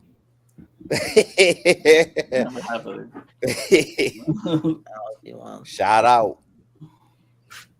You know Honestly, I don't actually know. see O'Connell playing? Like if they actually did it like for real and didn't try to waste the character this time. I honestly, and I know I'm gonna get heat for this, but I could really see him being a really good Sabretooth. I honestly could. I think he'd be a really cool How Sabretooth. tall is he? Not close enough to be Sabretooth. I was gonna say I How never tall got is Sabretooth? Sabretooth is at least. That man's near 7 feet, man. I was gonna say at least 6'3". I mean, who is hitting that outside of the NBA?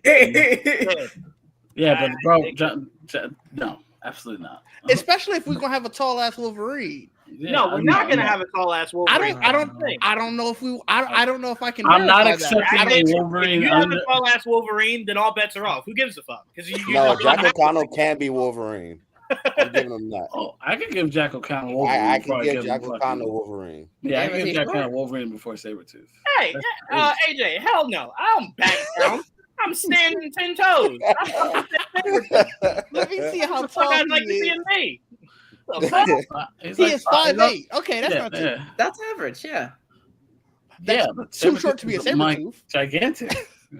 I mean, I don't disagree, but we watched what's his fucking name? Who's that guy in Reacher? The tall ass guy. Yeah. Get him as He was already in a Marvel movie, but yeah, why Here's not? the problem. It's like Jorgensen or Go something. tall to where I'm not gonna want to fucking hear speaking lines. I like an actual good actor to be Sabretooth. I'm not saying it has to be. I was saying it has to be 7 foot, but he Hold on, can't be hold on, under. hold on, He can't be hold on. under 6 feet What that tall. supposed to mean? I'm saying if you're just going for height, it doesn't necessarily mean you're gonna go for good actor. So You I'm mean saying no, Trayvon, you think we're talking about actual Jack Reacher. That's not who we were talking about. Yeah, we're talking about the guy who fought. Right. That made him look small. Like, goddamn, he's not your man. Relax, Trayvon. Goddamn. I wouldn't do that to the Yeah, homie we're Fat ready to Castle fight me. anyway. Please. Liev Schreiber is who I was thinking of. Liev Schreiber was great as Sabretooth. He was over. She's like 6'3", I think. Was It he? was a different tall person. He was around the same height as Hugh Jackman, who's 6'2". No. Well. All I'm saying is that would be something I could see for him. Or if we ever got Blade, be a cool Dracula. I Wouldn't was be going to say, it can't be Blade. He'd be a really Dracula? cool Dracula. Yeah. It was he'd be a the Dracula. guy from Reacher is Olivier Richters. It is not the Jorgensen guy I was talking about. Oh, yeah, That's another Olivier. tall. That's another tall dude. He was in Black Widow. He had arm wrestling with Well, we can block what's Black that? Widow out of there. That doesn't count. I'm just saying he had a small role in Black Widow where he arm wrestled. Nobody will remember him. He can play Saber. Red Guardian in jail. That big dude. Justice was served, DJ. You were fucking late, bro. I'm so upset. you were usually so on point, and I guess yesterday threw you off. But no, I'm doing great. How are you doing? I'm doing good, man. I'm a little hot. All right. I'm hot for different reasons. I'm very hungry. Okay. Oh, That too. I do gotta. I am missing dinner. I had some halal right. earlier. Oh, From wow. the Alright, good well, part. Yeah. I got a couple more digs. I will definitely not have you as long as you did yesterday. No, it is fine. I was gonna order it and turn off my camera for a second while I go grab it. I did want to talk about this because I'm still convinced. I don't know half of what is in this goddamn movie. Bjornsson, that's we his did name. get a new trailer for said it. Weapons. Huh? What'd you say? Weapons. Sorry. Oh no, I found the. I was saying I had the wrong guy. The dude who's the mountain, his name is Bjornsson. Oh, Half-door Bjornsson. That's another big motherfucker. That's what I was saying. Like, that's another big dude who could. He's 6'9". Yeah. But again, that's another guy that's acting skills are very minimal. Yeah, also fair. That's what he's trying to say. Like, I want tall guys that can act. Which Right. is why I like seeing some of these wrestlers that are tall getting into acting because they can do more than just grunt. You know what I mean? That's all I'm saying. Is that I don't want to get the comic accuracy, but then like there's no speaking lines because You don't want to sacrifice the talent. Yeah, no, that's. I get you. I just can't. We've been sacrificing comic book accuracy for Wolverine for over 20 years. So I'm saying if his villain isn't the height he's supposed to be, but looks like him and can act really well, I can accept that. I can't have Wolverine towering over him. We just can't That's do what it. I'm saying. Like 5'8". That's fair. I'm just saying that was the first thing I thought of. That was where my heart was at. I get where you guys are coming from. I'm just saying, if you want better, then find better. But he better be able to fucking act. I can All right. Honestly, In I that wish first he could play X-Men him. movie, I think he said hi, like shit like that. That's because they got no offense. That was a wrestler, not a very popular wrestler, but that was a wrestler. That's all I'm saying. That's all I'm saying. No, that's fair. That was also Michael Myers. That's Tyler Mane. Right. And they don't make many like Batista. So I'm Yeah, like, right. Those are rare these days. Yeah, I mean they're becoming more popular. Hopefully they get better. it's gonna be hard to find. But anyway, so we did get a new trailer for Weapons. Oh, I didn't get to say my pick. Oh, I'm sorry. Go ahead, Jamie. I'm sorry. My apologies. Sorry. See, now that I said that, I'm looking at this lady's name. I'm like, I don't know how to say it. Wunmi Mosaku? She's already in He's in the Marvel. MCU. Yeah, she's B12 or whatever. Only said who you wanted to do thing. I just I'm sorry.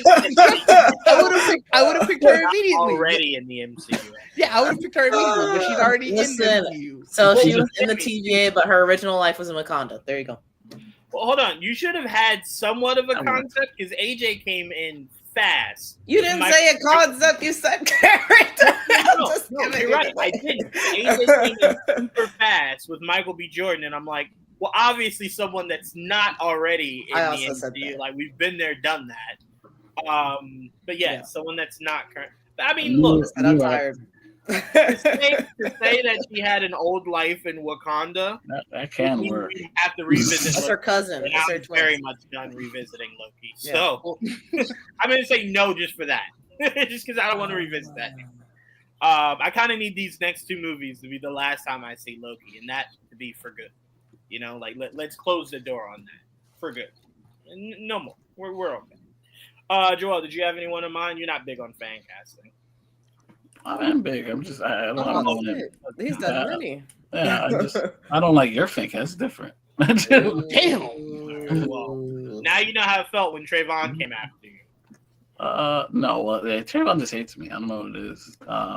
Dang. Every day he says it. Every he says something that hurts my soul, and then he gets mad when I say something.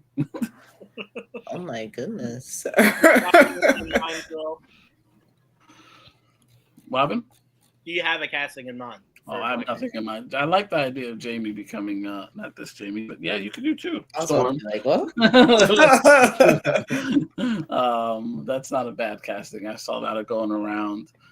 I like that one. I'm not gonna lie. When I get my hair blown out, it is giving like OG Halle Berry Storm a little bit, like I need it longer. You know? We've had that.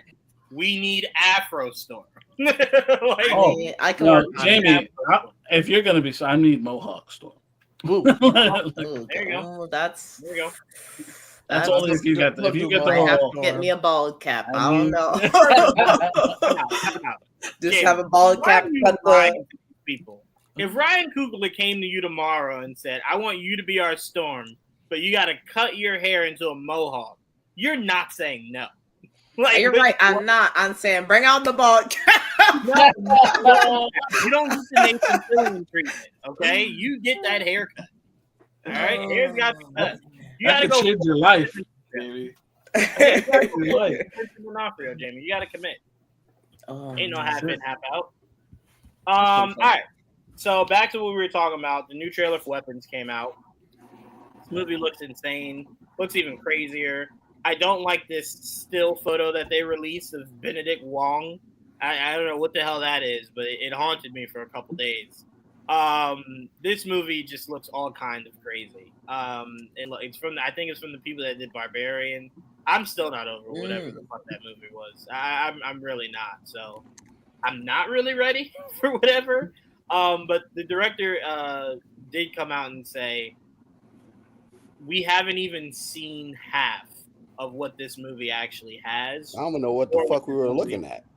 That's the point. That's my point. I have no idea. But he did also say there are more celebrities in this, more big names in this movie that we've not seen from the trailers. I'm interested to see who, what those people are.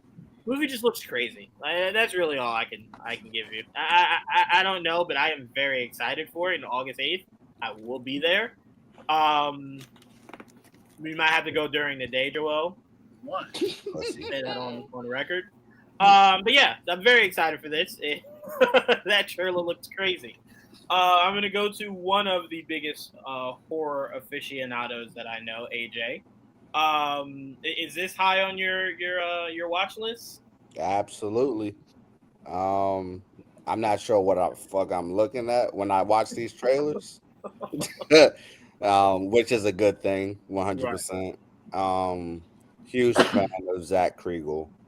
Barbarian was great. I did like Sasquatch, that TV miniseries. He was a producer on that. Oh, that was it?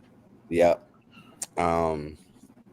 So I don't even know what to think at this point in time because I like the trailers, but at the same time, I'm like, what is happening? It's okay. It's mind-boggling. I don't know. I'm just excited for it. That's good. I will say this, AJ. I do hope more movies take on this concept. Is that if you come up with an original concept for a movie, your trailer should be confusing. Not too confusing that it might put off the average moviegoer, but it should be confusing enough to where they at least go, I am very curious what the fuck is happening here. Because, sometimes we feel like movies give too much away in the trailer. I can't say this to this movie because I don't know what I'm seeing. Like, I get the general concept of it. The kid's disappearing. Okay, great. They're running in forms of T's and all kinds of crazy shit. I don't know what's happening. Like, you know what I'm saying? Someone was sticking forks in their cheek. I don't know what's going on. It raises questions that make you intrigued and you want to know what these questions are and like what the answers are and stuff like that, which is good.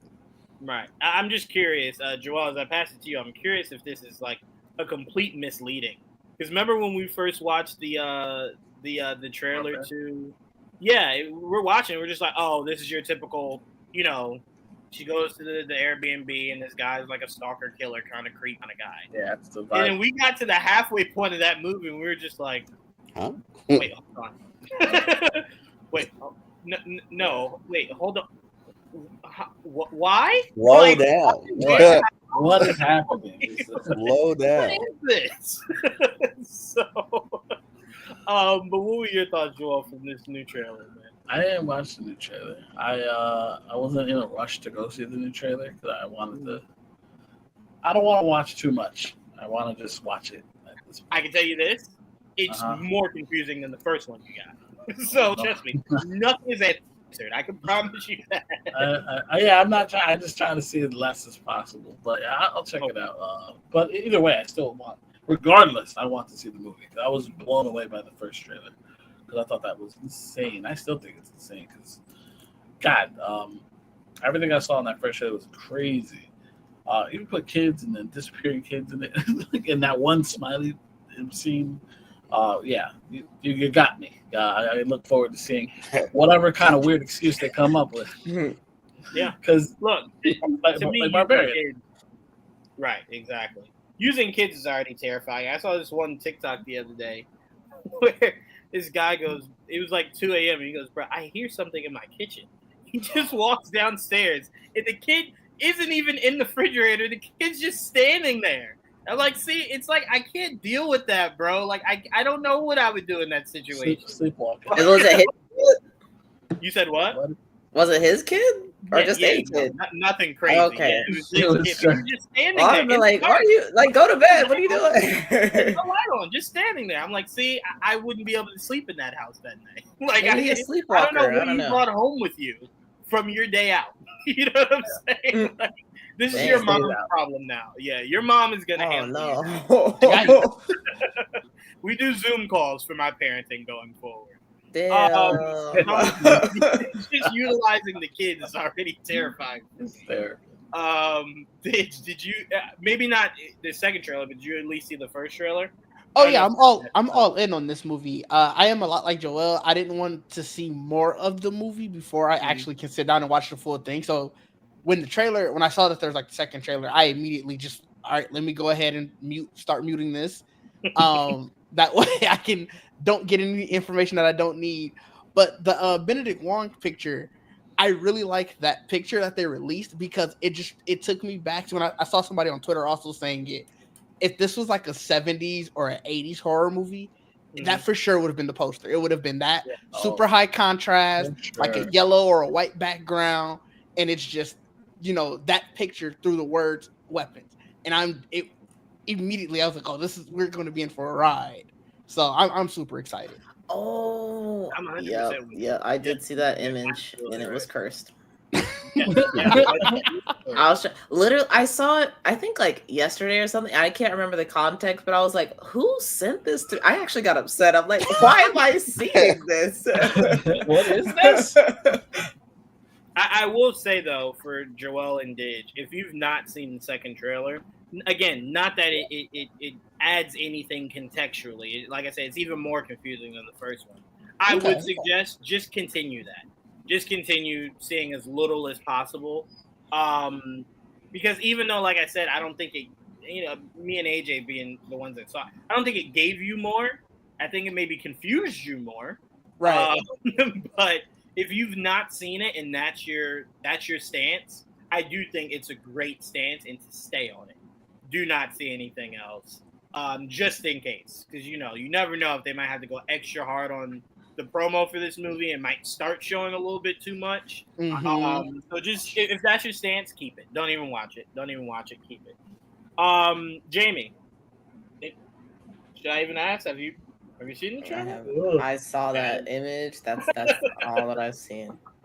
I didn't think so, but I had to ask. Nah, man, I don't really do a lot of horror stuff, man, and that didn't look like. I believe in you, Jamie. You should do it. Well, first of all, I don't think you should watch a lot of horror movies because at any given point, New York City could be a horror movie. So a lot of bad things happen in New York in the movies. So maybe stay away from those. Stay away from those. Trayvon, I know you have this circle.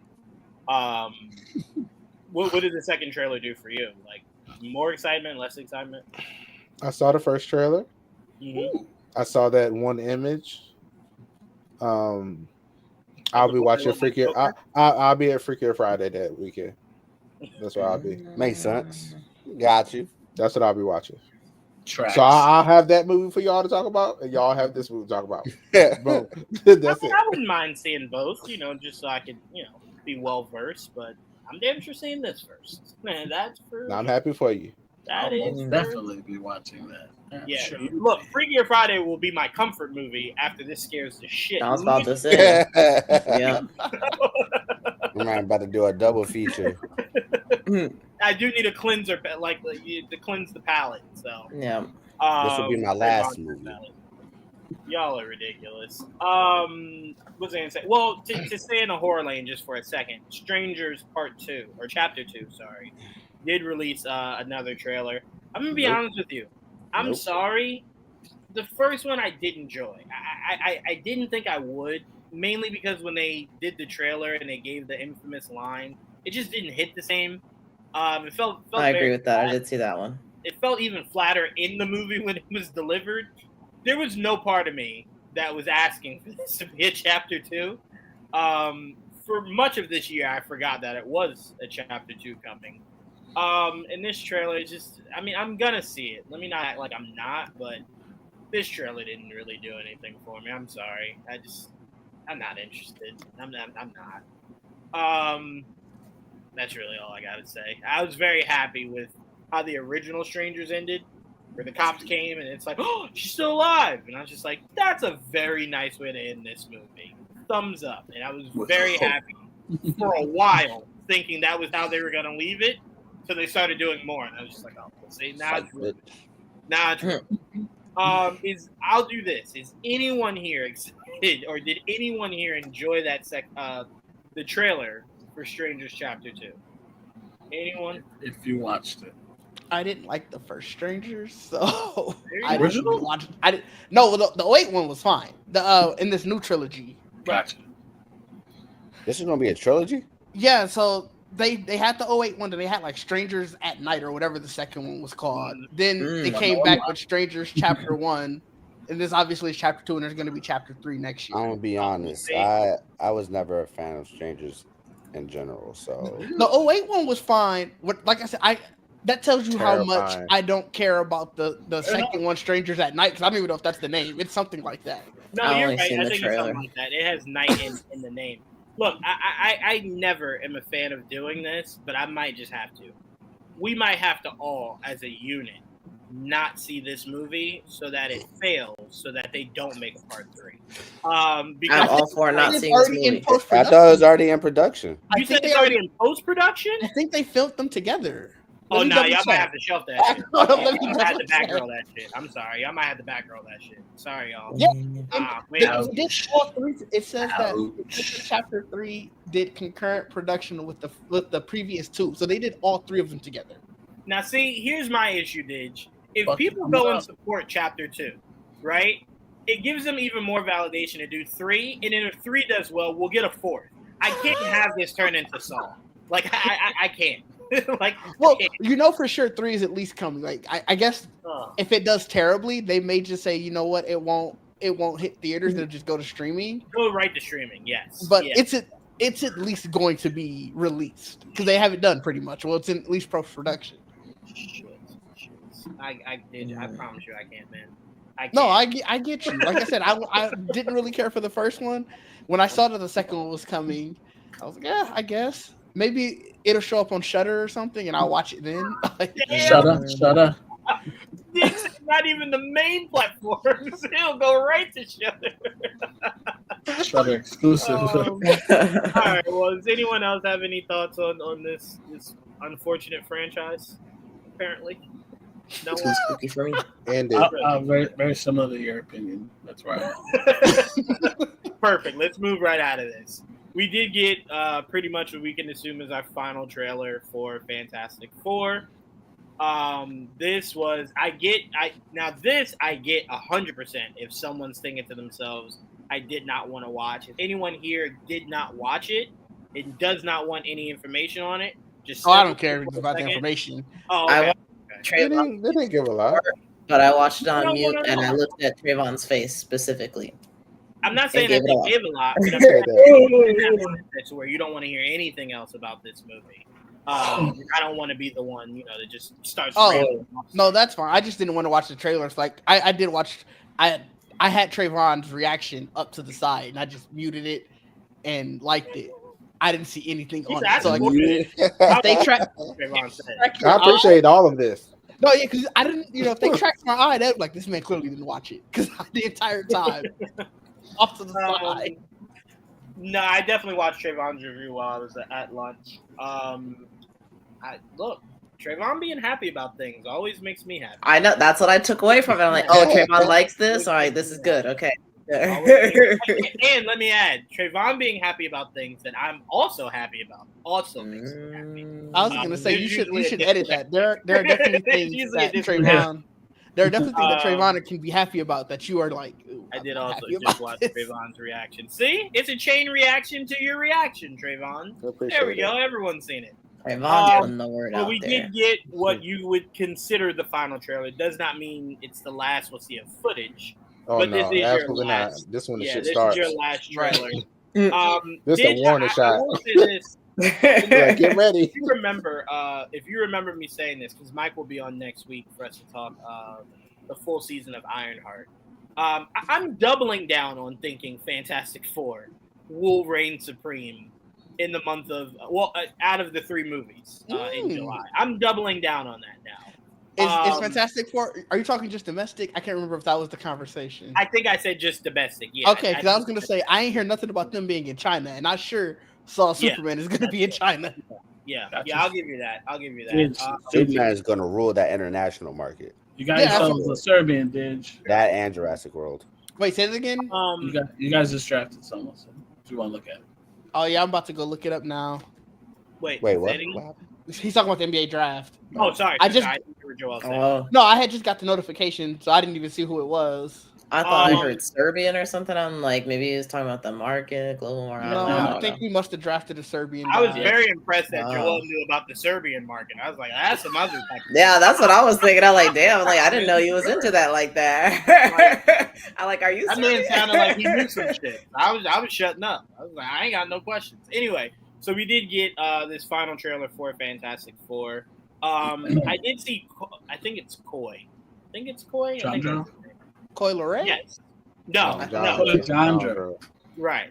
When he said this, I didn't originally feel this, but when he said this, I saw a little bit of their like live trailer reaction. He said it gave more depth to these characters that seemed very vanilla. And I never necessarily felt that, but I understood where he was coming from, because you were seeing Johnny do more Johnny annoying ass little brother type shit in this trailer that you didn't necessarily. I'm sorry. Go ahead. I'm sorry. I don't know if you want her to elaborate. I said, what about sexy ass things? Listen, my Johnny was Chris Evans, and that, you know. Okay. Continue. Listen. I just need to know. I'm like, if it's all the things we see to Johnny, he gotta top the ice, the ice hot tub that he made. You remember that scene? We won't forget that. You know what? I don't even know. I revoke my speaking time. Joel, pass to you. I revoke. I don't want it anymore. I passed it to you, Joel. What were your thoughts on this final trailer? I was against us getting another trailer, but I'm like, we have enough trailers. We really need another. Yeah. But I couldn't help myself. And it looked. I just loved everything I saw. Like, it was more. I think that's a good example. A good description. It was more, I guess, in depth. You got a better feel for the chemistry of the team. Okay. There was some interesting stuff at the end. If you guys didn't see it, I don't want to spoil it, but I'm pretty sure it's out there. Like that one shot, I'm like, what the fuck? That's pretty fucking cool. We got a little anything bit more. that you would have rather seen the first time in the theater, or you're like everything you've seen so far is it's fine. That's a good question. Yeah. No, I mean, I mean, yes and no, because basically I didn't want to see anything anymore anyway. But I'm not gonna be mad that I fucking saw it either. It's one of those things. Like, I'm like, I should have. No, I'm happy that I saw it regardless. I'm gonna be happy again when I see it again in the big screen. Obviously, most things I would probably prefer to wait. But at this point, if you're gonna show it to me, I'll watch it. But yeah, they teased Galactus a little bit more. You got to see a little more. They didn't show his face, which is nice. But you got to see a little bit more of him, a little more of the Surfer. Surfer looks better and better every time we see her. Yeah, just the dynamic between everybody seems really much more out there, so you can see it best. So you just got a better feel for the team, which I like, which I think was good for this. One thing this trailer did, it gave you a little more personality, and I think that's some of the other trailers that kind of missed that. Yeah, and it's stamped on the one thing that this movie should have always been trying to lead with, that they somewhat have been trying to lead with, which is the importance of family, which is just family, right? And you got a lot more of that because you see a lot more shots of Franklin. You get a lot more shots. Most definitely are not hiding that anymore. No, not anymore. There's even a shot in the trailer of her pregnant. Like, they're definitely full bore. Yeah. He's in the trailer. He's holding it. I will say to the question you asked, Jamie, and then I'm going to pass it right to you, Trayvon. Yes, only because, unfortunately, just how my warped brain works. Each trailer I get, I try to piece it together contextually, right? Of like, okay, so this looks like this leads to this. And it gave me too much of a sequence I had no idea was even a thing that I'm now putting together. I don't like that. To me, I'm sometimes a fan of reusing some of what we've seen before, but just from a different angle. You know what I'm saying? And then just sprinkling in like a little bit of something new. But I will say, Trayvon, that was a goddamn mic drop. When Silver Surfer came out the sky, it pretty much said, bitch, I'm Silver Surfer. Y'all fucked. I work for that motherfucker up there. I was just like, all right, well, shit. Shit. Go ahead, girl. I ain't mad at you. I'm like, damn, she dropped a bar. A bar. So I like I said, I personally loved it, but I do sometimes wish maybe I didn't watch everything that they gave us. But Trayvon, your thoughts on this trailer? I've been loving all the marketing, I guess you could say, for this movie they've been doing. I think it's all been fun. For me, I don't feel like this. It was one scene I was like, oh, okay, that's in there. Okay, maybe that explains the other thing we saw. That's the only thing. But everything else, I'm just like, this is cool. You get to see a little bit more of everybody's powers. You get to see the personality, like you said, especially the little Johnny thing that we saw. I was like, okay, that gives me more of the Johnny I was expecting, a little bit at least. Yeah, especially Johnny. Yeah. But I mean, other than that, I mean, it didn't give us much more. We saw Franklin, the damn toy. So it's like, us, yes. Go ahead and do it, So they're just like, look, he's there, he's here, boom, I'm holding him. It's like, that's it. They did not show us anything that we didn't know was already in the movie. I would say. Oh no, not that we didn't. They didn't give us anything new, like the only thing a new character or something. That took me by surprise was the beard. That was it. Oh well, yeah. It was more so the sequence we saw more of. I was hoping they could hide it as much as possible. The Galactus sequence. Yeah, that's what I'm saying. We got a little bit more of that. That was cool, but we could have waited. I didn't need to see that. Yeah, I didn't need it. One thing I'm looking forward to is I want to see what Franklin gonna be doing. They didn't give us any of that. We just see him, and that's it. We just see him, and that's it. I am curious what the hell he can do. That's it. You know what he can do. I don't know yet. I don't know what makes you going to be that different from the comics, but we'll see. We'll see exactly. Well, we can also tell you. I have read a whole goddamn lot about this character, and I'm like, can he do that? Can he do that? Can he do that? So maybe not everything, but in time, I guess we'll see. Yeah. I was gonna say, if you don't get it now, you damn sure get it either in Doomsday or Secret Wars. So I just wouldn't put all that pressure on this movie to roll out. I know. But you'll get it. I know. I am bringing back my thoughts. If we're not gonna get it, all I have are dark thoughts. Look, the wide and Jack thoughts are in my head all the time when I think about this child. I'm like, this would be very cool. Is that in relation to y'all pick? What? Joel goes, all I have is dark thoughts. No, did y'all have a bad pick? No, he's talking about me and my thoughts of. Once I heard about Franklin, I started looking into him. Yeah, all I thought about was Wyatt from Charmed and Jack from The Incredibles. I'm like, which one we get? And he's more powerful than both of them. Yeah. Immensely more. If they do that, I'm like, hey, when are they gonna do it? Like I said, it's hard to believe that they won't. That's kind of how I look at it. Then why do him? Yeah. Right, exactly. Why go out of your way? Put him in the movie. I don't think that means to do something in this movie. I just think he's vital to the plot. He's a future MacGuffin of the MCU. That's why I said you'll see his power in the next 2 iterations where we'll see the Fantastic Four. I just wouldn't put all the pressure on seeing it now. Spike's there. Second round, okay. AJ, did you see this final trailer? I did not. I remember retweeting it, but I never watched it. I do that sometimes. I love that. I need to support this, so they have tweet. 100%. I do that all the time, actually. Sometimes it's not because I don't want to. I just forget. Yeah, I completely forgot that. I retweeted it and everything. I was like, oh, when you said there was a trailer, I was like, oh damn, I forgot to watch the trailer. No, when I saw, all I thought was get this little thing out, put my phone up here, record myself, hurry up. Oh wait, by the way, I did see Trayvon, and I already have Go money back to work. aside for it. I did see a little bit more of how they utilize that Herbie thing that they're selling at AMC. Did you know you can drink out of it? You pour the drink in his head, and you can drink out of him. Oh wow! Okay. I was like, well, yeah, this is being bought. How much is that? How much is that thing? $200. How much? Now, for $80, You're laughing. It might not be. I will be It's buying probably it. like It does have a 75. compartment. Probably. Trayvon. It does have a compartment that you pour your popcorn in and you pour your candy in. That's So a lot I of know money. when a lot of people first saw it, it made it look like it was just a storage. Like you just store stuff in it to carry it. No, you can actually eat and drink out of it. So it sold me. I'm in. 10 toes down. I'm in. You're betting. I'm in. It sounds like The Galactus one is like $80, I think, right? Yeah, but that shit just lights up. That will give me no value. The Herbie thing I want. I for sure want. Jamie, you being the person that will be buying this Herbie for me and Trayvon, did you get a chance to check out this final trailer?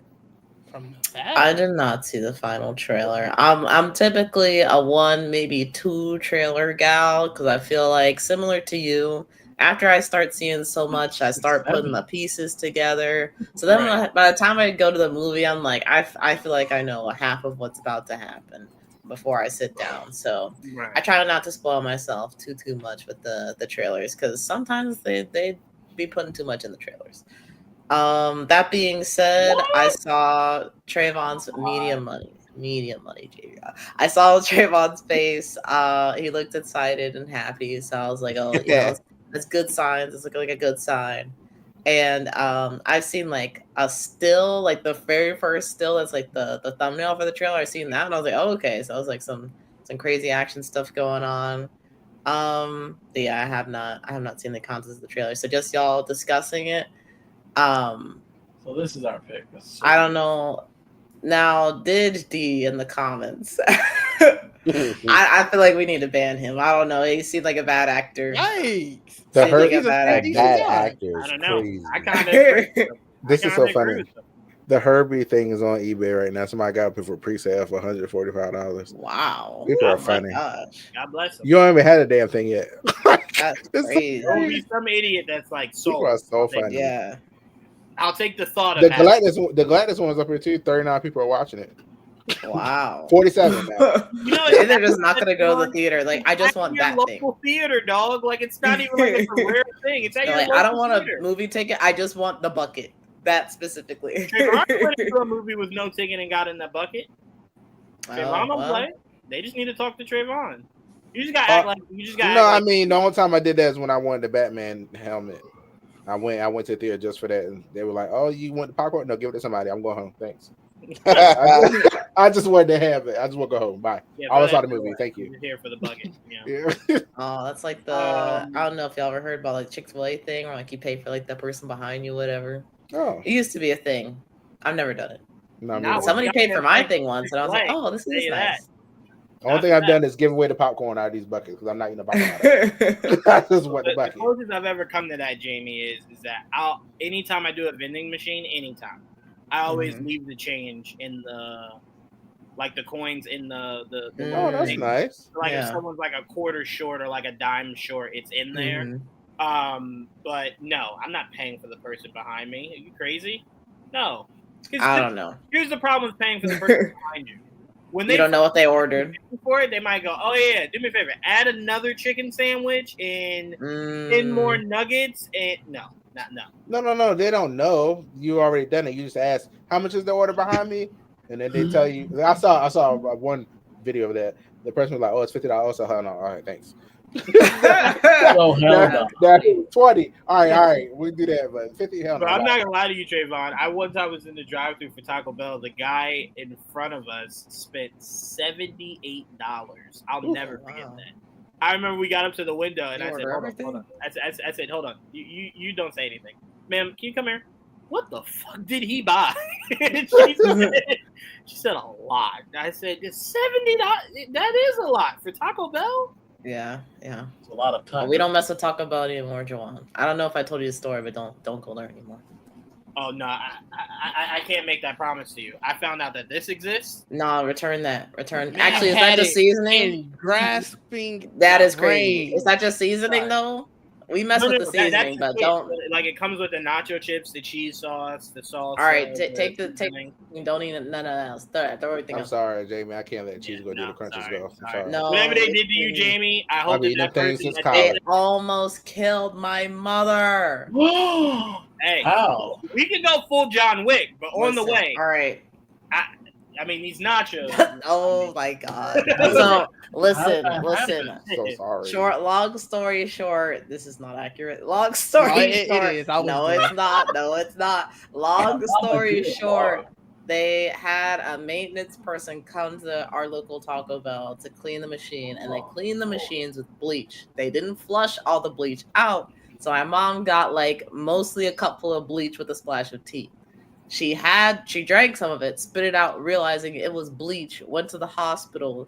The hospital was like, okay, she should be fine, whatever. She got in contact with a lawyer, not the family lawyer, a lawyer. A lawyer. And the lawyer was like, yeah, you didn't drink enough bleach / sustain enough damage to get any money from this. So, yeah. All So right, we don't Jamie, mess with Taco Bell anymore. listen to me. I consider you guys to be extremely good friends of mine, right? I am terribly sorry that happened to your mom. But what you just told me was don't drink at Taco Bell. I don't know what any of that has to do with me eating at a Taco Bell. It don't sound like any of that was in the nachos. principle. Sorry. See, I wasn't good with principles when I was in school, so I don't really have that now, right?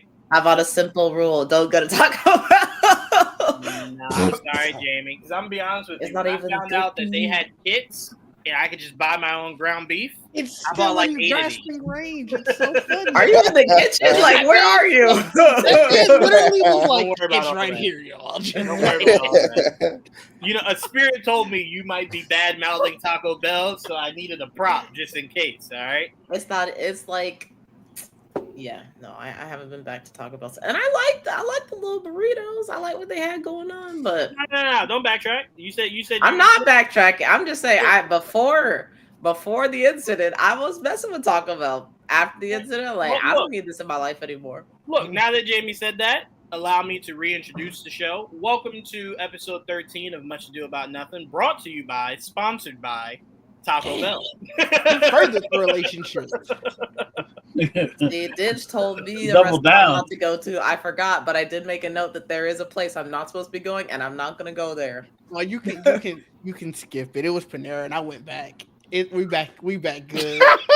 We back good. Oh That my god, That was fast. That's crazy. I sent them a letter. They gave me some free stuff. I didn't get my sick. God. I don't even know if it was Panera. They got me sick before Going time. out. Paid off. You got spit Yeah, out, going out. and you still took the free meat. Nasty one. Crazy. See, and you didn't even update me on this. I like Oh my Panera, but God. I'm gonna not go. I forgot. I'm not going to Taco Bell with you in solidarity still. Oh man. But yeah, I forgot. No, I don't even know if it was Panera that got me sick in the first place. So I was like, I'll give it one more shot. And they gave me something free. So I was like, I'll definitely give it one more shot. And I was fine, so they still good. I love that. Yeah, I'm sorry. When it comes to food, I can't do that. A lot of people are looking for me to support the gay community against Chick-fil-A. Couldn't do it. You know what got me? It wasn't even the idea of going back to Chick-fil-A. Hey, time out, Trayvon is right. I saw a dude. He had a huge rant about Chick-fil-A. He was a local guy. Huge rant about Chick-fil-A about how they're anti-gay stuff. I went to Chick-fil-A a couple days afterwards. Bro was there eating. He was the chicken sandwich is delicious, bro. Look, I ain't gonna lie to you, dude. The thing that got me back was when I found out stores started selling Polynesian sauce. Oh, I I got a bottle of shit. sauce. I'm back. I'm back, dog. I'm back. I ain't standing on nothing. I do not support what they support, though. His But the sauce is justification good. was you could franchise it. He was like, I know this dude who owned this Chick-fil-A is good. Yeah, So that was you his spice it how you got spice it. You got spice it That how you shit got still ain't open on Sunday. Stop it. That's true. Stop That it. is true. spice. I know somebody that got an issue with Red Lobster, and I came to them and said, Not "Hey, Red Lobster. What did it's they black owned do? now. I gotta support." You know what I'm saying? Yeah, that I was the mean, old. That was it the is. old. That was Yeah, the yeah. Old Red regime. Lobster. Old regime. Yeah, You got to get a new regime at least to benefit of the Right. doubt. Yeah, Right. for me, I'd rather stand on things, other things, right? This Y'all going to Target? I ain't got no other choice. I would It's avoid good it. I'm Wow. sorry. I'm sorry. I got I the Target. I got Target Circle. No, I'm sorry. Ooh, I got Target Mm. Circle too. Is it worth it? Yeah, I like it. yes. Every I time. got Target Circle. See, when I as first well. moved to New York, I'm like, oh, I should sign up for Target Circle because, that's my grocery store pretty much. And every time, I've never seen anybody ever use it. Like maybe one person one time. And I'm like, if use the it locals religiously. are using it, then is it that good? I use it mean, religiously, gives and you it be shifts sending me as well. birthday stuff. It also gives Oh, you shit. get the paid Target Circle. Yeah. Oh, I thought you meant the free. I was gonna say, I'm taking. No. I got the free membership. No. Yeah, I pay. We Oh, pay y'all. for it. Dang, y'all got a Target subscription. Y'all Yes, cold. sure did. Yeah, Had it for years. Well, but you know what I just signed up for, Trayvon, today? I was doing Amazon Fresh, and they're like, would you like to sign up? And anything over $35 is free delivery? I said, absolutely. Yes. I'm in. You got me. Yes. Anyway, to get back, Jamie, so sorry. All right. I will continue to eat Taco Bell, but in protest, if that makes sense. I hope not. Listen, if you ever feel your throat burning, you know what happened. Look, I ain't gonna lie to you. When I heard that Capri Suns had bleach in them, I bought a box the next week. What? Wait, what? Why? He was trying to join that class I action figured it lawsuit. was I figured it wasn't all of them. It was maybe just one in a No, bunch. he was trying to get in on that class action. He figured if he had some, when they eventually get sued. Hey, Idge, you wanna know the best part? I wasn't even the first one to drink the Capri Sun, but that's a whole nother story. Anyway, so I want to get to. We seem like we have our full cast for Street Fighter, so I want to get to that. Oh, There's no way that's a full cast. Okay, I'm sorry. It seems like we got the people most of us care about of the Street Fighter cast. Okay, They could have casted one person, and you would have been fine.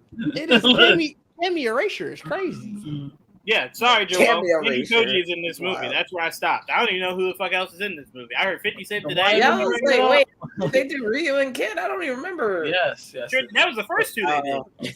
Yeah. I forgot then. My bad. They did 4 to start, basically. They gave you Ryu, Ken, Blanca randomly. Remember we talked about Blanca? Yeah. We did. I threw that out, and you're like, no, not Blanca. Then it came back. It made no sense, and it continues to make no sense, this movie. But I hey, literally. here we are. Wait. Hold on. Hey, man, they went God status. They went and got Andrew Koji. AJ, how are you not more excited right now? Are you cheating on Andrew Koji, bro? Do you have a new action star you love now? I can't get excited until I see these action scenes. What? I can't get excited. Bro, it's Andrew Koji. I don't care. Yes, I don't care. They If threw I don't random see these bullshit action at this scenes cast. Why anytime did you say Andrew soon, Schultz? I don't. Because he's care. also in it. Andrew Schultz did just get casted. Yeah, as Dan. As Dan. You want to know why what you say breaks my heart? I just started watching Working Man. That is essentially just a sequel to The Beekeeper, which is a sequel to all the 8 other action movies Jason Statham has ever done. Do you think I care? Do you think I care? I support Jason Statham no matter what, no matter how bad. I saw Transporter 3. Shouldn't have happened, but I saw it. I support him, okay? You should support like the Transporter movie. See, I want that kind of support for me and the anti-Taco Bell movement. That's what I want. Oh, that's not gonna happen. All right, let's get over this Taco Bell movement now. Let's get over it. Let's get over your mom almost dying. No, that's what we're in support of. Like, no, like that sucks. It sucks. I was just kidding. I know. Take comfort that you don't eat it. There you go. Yeah, it's enough for you not to eat it, Jamie. Anyway. That's enough for us. It's trash. Joel, since you know I for a don't care about this cast, would you like to riddle off who we got here outside of Andrew Koji? start with Andrew Koji because I want to get all giddy, and then you can talk about the rest of these people I don't care about. But start with Andrew Koji. I'll start with Andrew Koji because he's been casted as my favorite character in Street Fighter. He's the main character. Ryu, obviously, Andrew Koji playing Ryu. That's actually a good casting, in my opinion. Because honestly, when I was thinking about it, I'm like, I didn't know who else would fit that character. So for me, I thought that was a very good casting. So once we got there, after they got Ryu out of the way, I saw that they had they casted Ken. They went with Noah Centineo. I was like, yes, I thought that was interesting. Yes. I was like, that was very interesting. There we like, go. That is so not what I was expecting. Not at all, but but my thing is, as long as he's blonde, I don't give a fuck. He can be fine. I mean, they'll probably figure it out. I think he did. I did like what the recruit. That what it was. Yes. And I didn't see how was season 2? I enjoyed it, so I was a little disappointed that it got canceled. But I for the most part, I thought it was on par with season 1. I enjoyed it. He was doing action scenes, and he was kind of like this weird, legal lawyer type of weird. It was pretty funny though. It's a comedic action. Anyway, so you got Ryu, Ken casted, and then like when me and Jimmy had the back and forth, who the fuck is Roman Reigns? Not Roman Reigns. Jason Momoa. Jason Momoa is playing. I'm like, that's a big name. You get Jason Momoa. It can't be Blanca. That makes no sense. And apparently he's Blanca. I'm like, wow. So that means there's a role for Blanca in this movie, which means like he's gonna probably talk, like, or he's gonna have at least something to do, unless it's one of those, I'm in it for 5 minutes type of shit, which I doubt they pay that much money for. Maybe you never know. I've seen it. You never know. I have no idea what role Blanca plays in the movie, but if you're getting Momoa, he's got to be at least somewhat suspended. And he's one of the first people that they mentioned, right? Yeah. So that was a big name. That was I'm very not expecting Blanca to be the character, but okay, cool. That's okay. The next person we heard about was, I just mentioned, Roman Reigns. Roman Reigns, the wrestler. If you know him, he's apparently playing Akuma of all people. So I was not, again, another person I was not expecting to be in a movie, because I don't think he's been in anything since what's that movie? Hobbs and Shaw. I think he was in that, right? Oh yeah. Right, yeah, he was in Hobbs and Shaw with The Rock. Anyway, look, my thing is with this, I doubt he has a huge role in this movie. Akuma is definitely someone you saw. The fact that he's in it, maybe they set him up for something later. It's not like Akuma talks all that much to begin with. He's there to kick ass and chew bubblegum most of the time. So I'm curious how they're going to implement that character. And obviously he's connected to Ryu Ken, as he is the brother of their master. And the boogeyman. But who else? Those are the main four that when they originally casted. Then they not too long after they what's his name? Orville Peck. Orville Peck, the country singer, right? With the mask. Mm-hmm. I never heard of this man, so apparently he's. Man, I know about him through like the artist community. He's interesting. Yeah, I've heard he's interesting. Yeah. But apparently he's playing Vega. I'm like, okay, Vega's interesting, so that kind of works out. Mm-hmm. I thought they would go. I wanted, again, but my biggest issue so far with some of the castings, like they haven't really stayed with the nationalities of some of these characters. Being that one, the first one. Yeah. Because Vega is Hispanic, Spanish, from Spain, Spanish, Not that, but again, I don't, because they got Orville. I don't know how much of a speaking role he's gonna have. Let's be real. I do not know. Plus, he wears the mask all the time. Who knows? And I heard, I believe, what's his name? Eric Andre's in it as an announcer. Oh, ring announcer. So that's Eric cool. Andre. Yeah, it was announced the same day that they announced Orville Peck. So he's a ring announcer. Who else did they cast? They just recently casted Chun-Li. What is her name? Foundation Girl. I like Kalina Liang? Yes, Kalina Liang. Yes, she just recently got casted. People were waiting for that one because obviously she's a very big character in Street Fighter. Yeah, the OG fighting girl of the Gooners were waiting. Gooners were waiting, and we got her. That's not. I don't know her from anything. Obviously, Foundation. Greatness. I don't know anything else that she's in, but they just recently did. She just recently got casted for that. Apparently Walter Goggins was rumored at one point to be, but apparently that got shot down. But again, I haven't seen the trades talk about it, so he's really that out. Apparently, he was definitely asked to be Bison at one point, but I don't know. I don't know if that's still going to be a thing. We'll see. But recently, obviously today, they announced Andrew Schultz is playing Dan Hibiki, and Dan is he's literally a joke character for the most part, but he's a parody character of a parody character, if that makes sense. He's a parody of a parody because he's definitely making fun of Rio from King of Fighters, and King of Fighters is basically making fun of Ryu Ken. You know what I mean? So that's kind of it's like a workaround.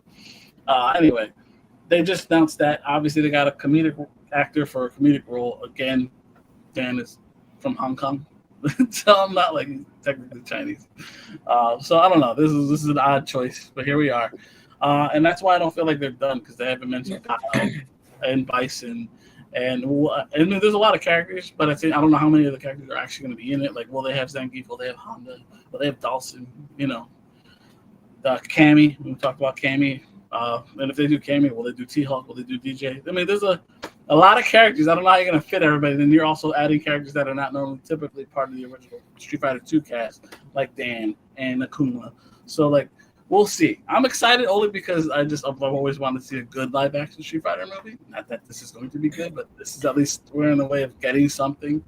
So is the 50 Cent cast real? Oh, it's right. 50. That's also real. Yes, and he actually confirmed it himself. That's actually real. So it was rumored if he confirmed it, and then the trades announced it today. So that's another thing that got announced today. 50 Cent playing Balrog. He's the boxer character.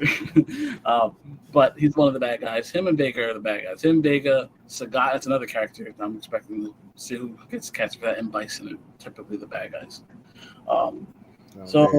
Vega. Yeah. So, yes, those guys are the bad guys, typically. They're the warlords for Bison's Shadow Law. And Cammy starts out as the bad guy and then eventually becomes good guy. But that's later. We'll see. I don't know. That's why I feel like there definitely will be more, hopefully. But at the same time, I don't know. I can't even read what the fuck the storyline's going to be, especially with Blanca. That one threw me off. As soon as they said fucking Jason Momoa was Blanca, I have no idea where this movie's going. So here we are. All right. Didge, start with you. How are you liking this casting? Does it get you excited for this movie at all? It gets me confused. I put it in the Discord. It feels like casting. They was just like, you know what, random bullshit, go. We'll see what sticks and we'll see what comes of it. I don't know to be excited or to be worried until I start seeing more stuff like this right now. Right. It's giving me mixed signals, and I don't know. Yeah. Let me ask you this: how'd you feel about Mortal Kombat? Until I saw the movie, I was like, oh, No. okay. I mean, after you saw the movie. Oh, I did not like that first movie. Okay, I'm gonna say this. I'm gonna go ahead. This one that just came out. Yeah, the most recent one. I'm gonna go ahead and go out on a limb. It will not be any worse than that. So if you did not like that, I do not think Street Fighter will be any worse than that. I think it can only be better. That's fair. Why? Like Mortal Kombat. That's fair. Mortal Kombat was cool. I think the first 10 minutes that they put on YouTube, that's the best 10 minutes of the movie. 100%. That's it. Their main character was just, I needed him to not exist in the movie. A lot of people did that.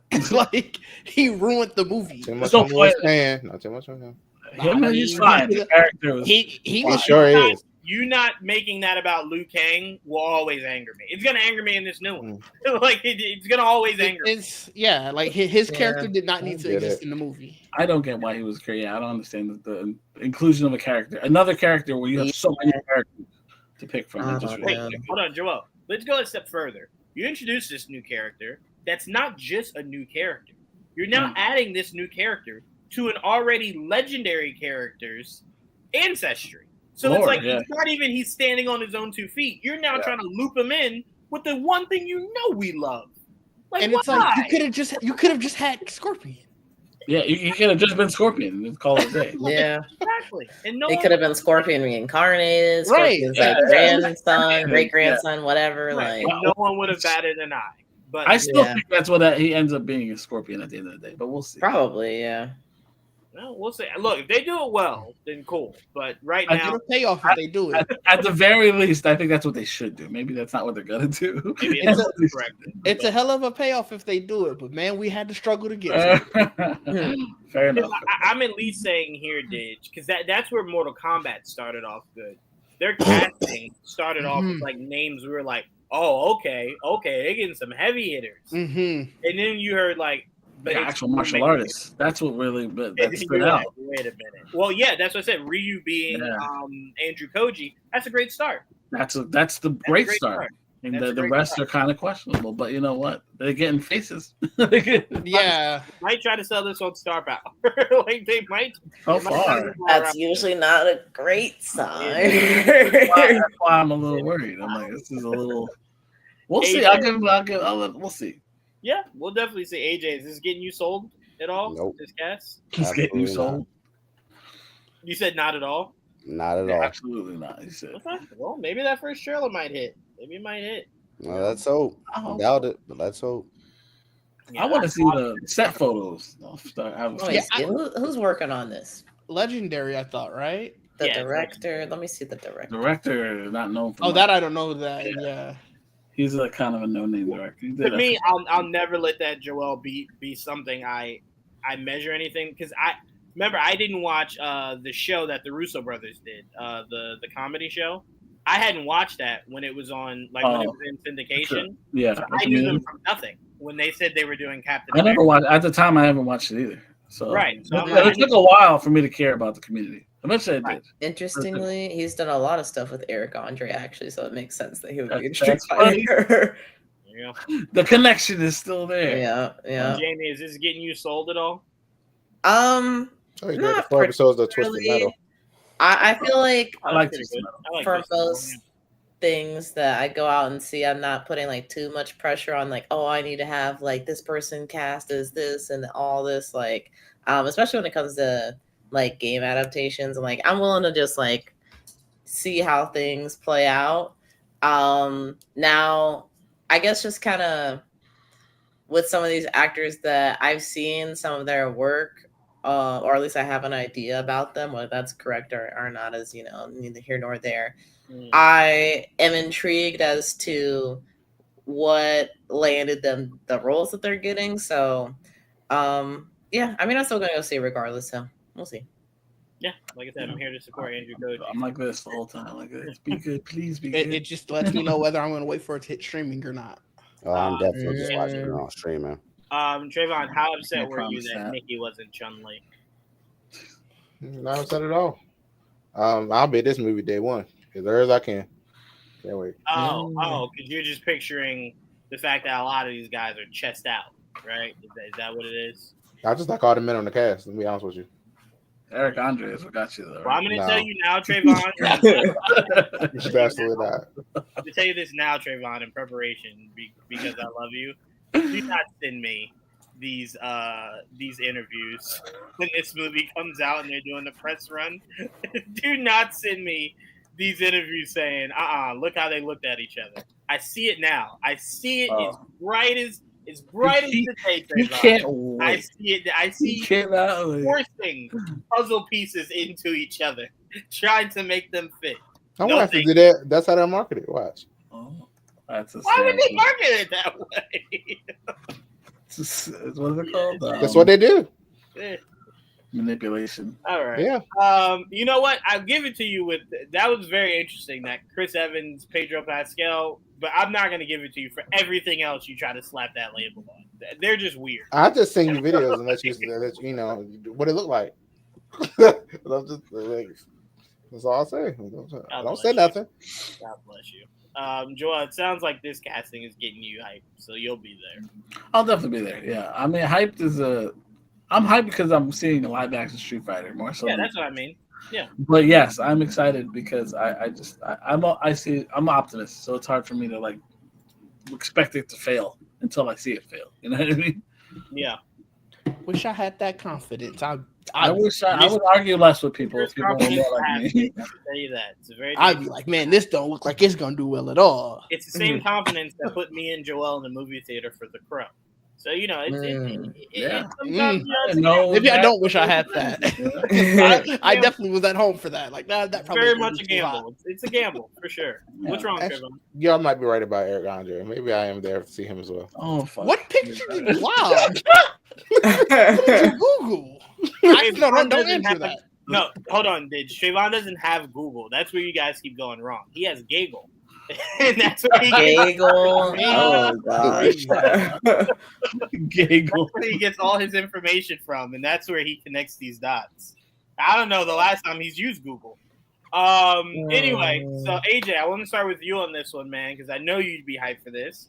Your man Denny, the director of the upcoming Dune Messiah, has a stacked list of films he is working on.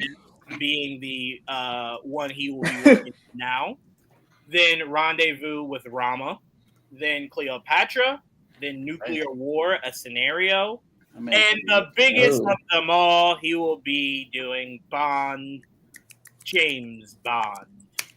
So AJ, not only am I going to ask you your excitement about this director for James Bond, I'm going to need you to give me the lead of this James Bond film. Me. So you telling me I got a fan cast? So hold on. Okay. Well, first, director, perfection. He is my second favorite director of all time. Who's first? Off of Dune? All time. Them Dune movies are good. Wait, who was first? I missed it. Christopher Nolan.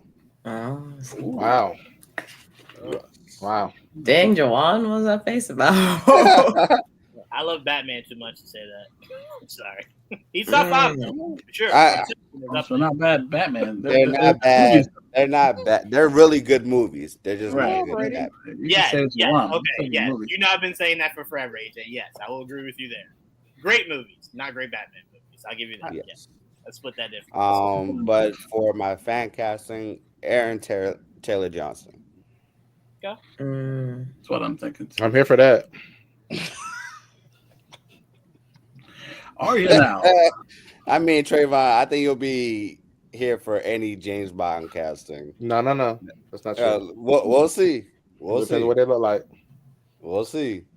But yeah, why do you say that? That never matters. Yes, it You does. always give a caveat. It never matters. I'm not going to go further in this conversation because this is live, but you know that's a lie. You know that's a lie. When you first said Andre, there was a reason I said no, but now I saw something. I said, okay, maybe I'll reconsider. So again, so hence to my point, it does not matter if he's attractive or not.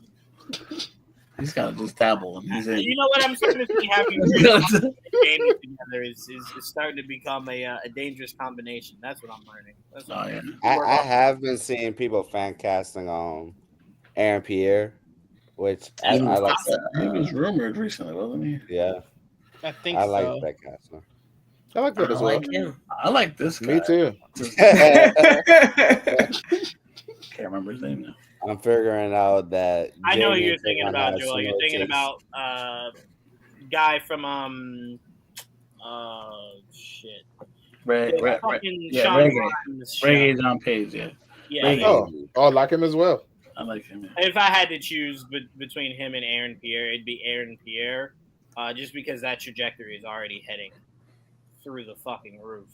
Mm-hmm. That would be the thing to really cinch him in, but I'm gonna stick with Aaron. Aaron. When I first heard it, I fought it so much, and then I remembered how drastically different Daniel Craig was from what I was used to, and how that became my all-time favorite James Bond. I love. How mad would y'all be like totally different too? I know, that's why I said at this point, it's like, you know what? They didn't hear you, Trayvon. How mad would y'all be if it was Timothy? It should never be played by an American. Boy, that'd be funny. Wait, Timothy Chalamet? Is that what? Yeah, bad if they did that. That would be. If it was Timothy Chalamet, yeah, good choice to me. He should never be played. Problem is, since I've seen Timothy Chalamet throughout this whole Knicks run in the playoffs, he has too much of that energy to be a good James Bond. Like no good acting can format that for me. I've already seen him with butters on and the whole nine. He's too New York to be James Bond. Leave that to Aaron. Leave that to either one of the Aarons. So British Black or white. Black or white, whichever one you want to go. But that's who my two are. If I had to go black or white, it's either Aarons. But yeah, once I heard the Aaron Taylor Johnson one, you know what sold me on him, AJ? Bullet Train. Bullet Train. I'm just like, same. Sign me up. Yeah. I'm in. I'm so in. So yeah, that'd be a lot of fun. I'm glad Denny got it. You know what told me? What? I need you to say something. What did he say? Nothing. Y'all should just keep on going. Said it? Yes, we will keep on going. Ditch. Denny being the new director of James Bond, and if you have any actor in mind you'd like to see take James Bond. For the actor, I hope they pick somebody brand new. To be honest, I feel like a lot of stuff. Every time we do that, always I want to do this established actor. I want to do that established actor. I'm tired of that. I want somebody brand new. But and as far as him being the director, my first thought, damn, this Bond finna be long as shit. That was I ain't gonna lie. That's my dream though. I love movies that are long and good. I don't love it. 2:15. Pause. Jesus Christ. Throw up, people. I was gonna say I had to spray bottle. I was like, hold on. I was gonna let you rock, AJ. I knew what you meant. The rest of the crowd, they I know what I thought too. Wait, the funny thing is, I only said Ayo, AJ, because you said that the way Joel sometimes be saying things, where it's just like your mind doesn't even go negative, so you just say it so innocently, and I'm like, nah, I gotta break that up, dog. These motherfuckers be dirty, that's why. I definitely heard it, and I was just like, well, I was gonna let it rock. Nah, I didn't say nothing. I just, you looked. Trayvon did this. That's how you know Jamie's been in New York too long. Jamie led it with the yo. Jamie knew. 15 max. That's what we need to. You know what's funny, dude? You know what's funny? Hope it's 3 hours. When you say your concern is that Denny doing this movie will be too long. You know what my concern is? Is that I never left either one of these Dune movies going, man, so much action, right? I left it going, beautiful stories of a world I never cared about. Beautiful stories. And when they did that action, the action was great. Visually. I did that too. Too. And I was still also like, man, that was long as shit. So for me, I'm watching the movie. Oh no, I'm fine with that. It's never I have to pee. More concerned about the action. I'm concerned about the action. So I'm not. I'm gonna be interested to see how he balances it out. You know, because we about to get James Bond from Inception all the way to him becoming a vet. We about to get this long ass 10-year span of James Bond in one movie. Oh yeah, that's why it's gonna be Timothy. Start young.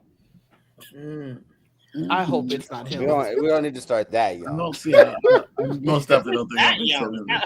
How big of a discrepancy do you think it's between Aaron and Timothy? I'm thinking between Daniel Craig and Timothy. I'm thinking Daniel Craig and Timothy. That's what I'm thinking. I got a good pick for James Bond. I don't know how old they are. Jamie, your thoughts on the director? Aaron Pierre is 31. Oh, yeah, he's still young. Yeah. So I'm sure Timothy Chalamet is 28, right? 27. 29. Oh, really? I didn't know that. That's why I said I didn't think it was that much of a big age. He looked younger. I don't know. Oh, wow. Well, same with Tom Holland. You could tell me in 10 years he's 26, and I go, yeah. But Jamie, your thought on the director and your casting pick?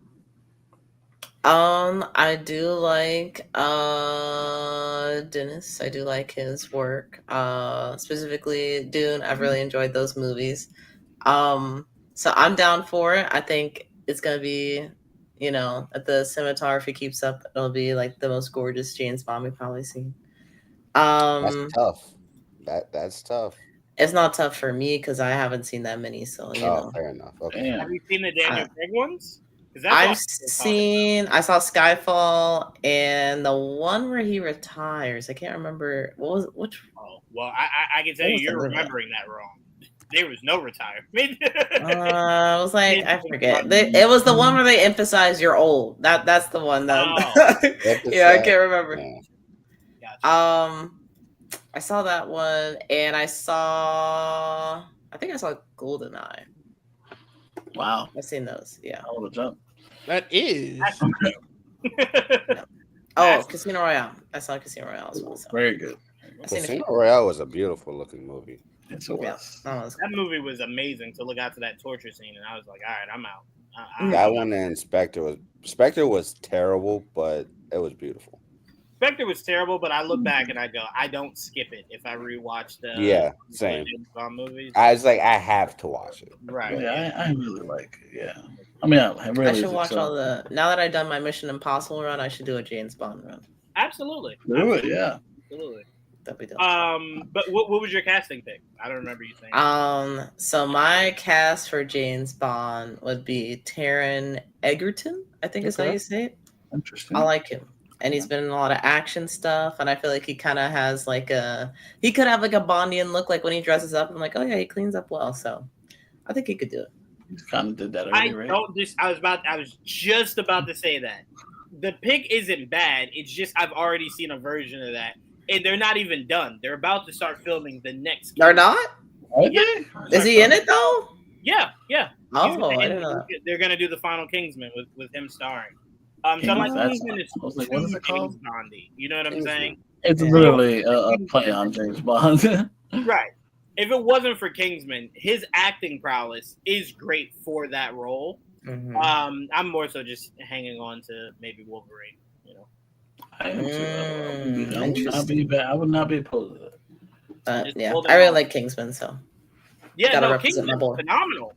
Kingsman is first Kingsman was phenomenal. Yeah. Yeah. See, the freaking marketing for the second Kingsman is why I said I'm not gonna watch that many trailers anymore, because they literally spoiled like someone who died in the first movie, and they're like surprised he's not dead, and I was like, oh yeah, why? That's fucking great. Well, I'm gonna be honest with you exactly why they did that. I don't think when they did that church fight scene, I don't think they knew how big that would be and the reception it would get. They were planning on cutting that scene. Yeah, I was just about to say, they were talking about not putting it in there because they thought it was too much. So I think once they saw the fans' reaction to like, no, he can't be gone, they were like, all right, well, we'll do some Houdini shit and bring him back. And it was just like, that's never the right move. Like, you killed him for a reason. You should have just stuck with it. And what a lot of people forget is Pedro Pascal was in that movie. Yes, him. Cowboy. Yes, it was. Oh, Tatum too. Right? Channing Tatum too. Yep. It was good. I have my choice now. Unfortunately, Pedro Pascal has the same track record as what's his name that plays Red Guardian. It's David Harbour. Roles you forget how many. Like you forget. Watch this, Jamie. You ready? David Harbour was in those James Bond movies you watch. Guarantee you don't remember him. No, he's invisible. Yeah, I can tell you right now, at least in his first appearance, it was a big, not big like the actor was big, but his role for what they were doing at that time was pivotal in that, in that movie.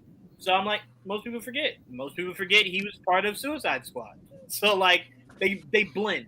They blend well. Now they stand. So but okay, I like that, Jamie. Trayvon, you said you got your casting. Leo Woodall. This one. Is that the dude that was in Prime Target? White Lotus? Yeah, in White Lotus. Yeah. Oh, okay. Let me see. He has that look for sure. But Prime Target was, I feel like, there's more of a. Where have I seen him? Yeah, I didn't see it Prime Target, but all right. Yeah. He kind of got to hide, and he's a mathematician that's like hiding from spies and shit like that. So it's interesting.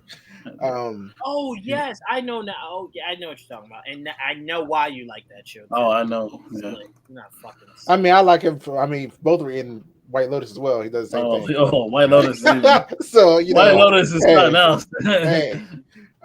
But yeah, I like him a lot. He'll be great. To answer your question, DJV, I know the exact scene. It was when Bond got on the plane. That's where he first met. What's the actor that plays Commissioner Gordon in Matt Reeves' Batman? Jeffrey Wright. Yes. Jeffrey Wright. It was when Bond first met Jeffrey Wright's character, the Jet. With, I said yes, that guy. With David Harbour's character. That was the scene. That was the scene. All right, Joel, you're up. Yeah. Your thoughts on the director pick and your thoughts on any casting choices? I love the pick for the director. I love Denny. I think his movies are great for the most part, at least. They are long, and this one's probably going to be I'm very much looking forward to what is his version of Bond is, considering to me the last version of Bond is as grounded as a Bond as you're going to get. And they slowly kind of gravitated back to like the more fantastical towards later parts of those movies, but even then it was still very much a grounded Bond. I'm very curious where this goes and like how you feel out the rest of the cast now. When it comes to like who will be his Bond, that's a very interesting choice. I mean, like I like almost all the choices everyone's laid out. I'm more than fine with all of those as long as they're British. I'm fine with it. Not Timothée Chalamet. No, that would not be good. Not fan of that one. But the other choices I do like Aaron Taylor Johnson. And honestly, I don't know how good this game is going to be, but that fucking guy would be good too. Because I think the guy from the James Bond game. Yeah, because he's very much an unknown, and I think if the games are good, and this show so far has been good, so like I do look forward to seeing if he becomes more popular. I would be more than fine. Oh, for sure. You know what I mean? Yeah. Especially if they want to go the young route. We don't really know the age range, but if that's the case, I'm cool with if he becomes Bond 2 going forward. But yeah, Aaron Taylor Johnson would probably be my favorite of everyone that we talked about. But I mean, we'll see. I will say this before we wrap this up and get everyone out of here. I will say this: the one pick no one talks about anymore because they're probably going to say, the whole age thing and everything. But I think he symbolizes everything we would want for James Bond to be. I still hold out hope that he at least gets a read. Henry Cavill, man. Henry Cavill. I'm not. I thought you would say Idris. No. Idris has vehemently said, "Why not let us create our own James Bond? I'm good." Now, that's what everyone says when no one is giving them money. So I don't know if that would hold, but I at least respect his stance. But for me, Henry Cavill, man, I would still like to know that that's something he would like to do. And something that, depending on what age range they're looking for, he could at least get a read or at least, a thought, would be nice. So Henry Cavill, I give a lot of love to because I always wanted that. It was Henry Cavill and Idris Elba for me for the longest, so I would have been fine with either or. Just a quick note: we do have Journey Smollett has a show with the guy I just told you I wanted to be Wolverine. I will be there. Taron Egerton. Yes, tomorrow. Some of the smoke show. Yes. I will be there day one at midnight tonight. The show or a movie? Yes, it's a show. The show. Wait, where is it on? What is it on? Apple TV. Apple TV. Oh, okay. Let me look up some stuff before I watch it. The other day. I mean, it got her in it, so I'm there. You said, what is it about? No, I don't care. It got Journey Smollett in it. I'm there. I was very clear. I was very clear on your stance. I thought Joel asked, "What is it about?" Oh no, I said Taron Egerton in it. Yes. I've just been impressed. Like the last thing he did with the Apple, with Blackbird, that was really good. Blackbird, yep. Yeah. Oh. Yeah. Okay. I didn't know he did something so soon after Carry On. That was the last thing I saw him in. Shit, I'm sorry, I confused. Carry On was the last thing I saw. But that was on Netflix, though, right? Yeah. We're talking about for Apple. I see. Oh, you just mean what Apple was able to do? Yeah, the last project he did with Apple, I enjoyed it. I see. Yeah, it was good. I mean, you did not prepare me enough for that show, and I'll always hate you, part of me. But it was really good. Dang, was it scary? No, it's scary. It's just very triggering. It's a lot going on in that show. Yeah, so that's coming out. Also, we have the Old Guard Part 2 coming out this week. Oh, I'm definitely for that. Seen it. Absolutely. I've only been waiting 15 years for this movie, so I'm very much there as soon as I possibly can be. But also, most importantly, for my guy AJ, you all make sure you go out there and support Sandman. Please. All right? You go support Sandman, so maybe they rethink it. I love Sandman. I will definitely be there. They're not rethinking it. I know they're not, but maybe. Sadly. It's always good to keep hope. Yeah. Gotta start taking this shit away from the creators. Even though it's false hope. I don't know. No, we can just cut him off. Just cut him off and keep doing it. I would love to do we're doing Harry Potter without that witch, so I mean, it can happen. She's very much reading the scripts, so I don't. That doesn't mean she has her hand in the pot. She can read scripts. It's still hers. It's still hers. But she has nothing to do with it. But if she want to shut that shit down, she can shut it down. If she wanted to. She could not. Why not? Contractually, she could not do that. Well, they don't. Shit, that's hers, isn't it? No. She has the intellect. I don't even know if she has the intellectual property. She has her name on it because she created it. But I think Warner Brothers owns it. If they want to make a, did you not just see what happened? Yeah, she's shit out of luck now. 007, Trayvon. They got money thrown at their face and told to go the fuck home. All right, that can happen. All right, money speaks volumes. Amazon crazy. Yes, so that Warner Brothers has the film franchise rights. Yeah, but she still owns it. It's still hers. I would imagine she created it, but I'm saying if they wanted to do something on it, I think she'd be in for a long legal battle. Oh, they say they does need her approval for creative direction and character use.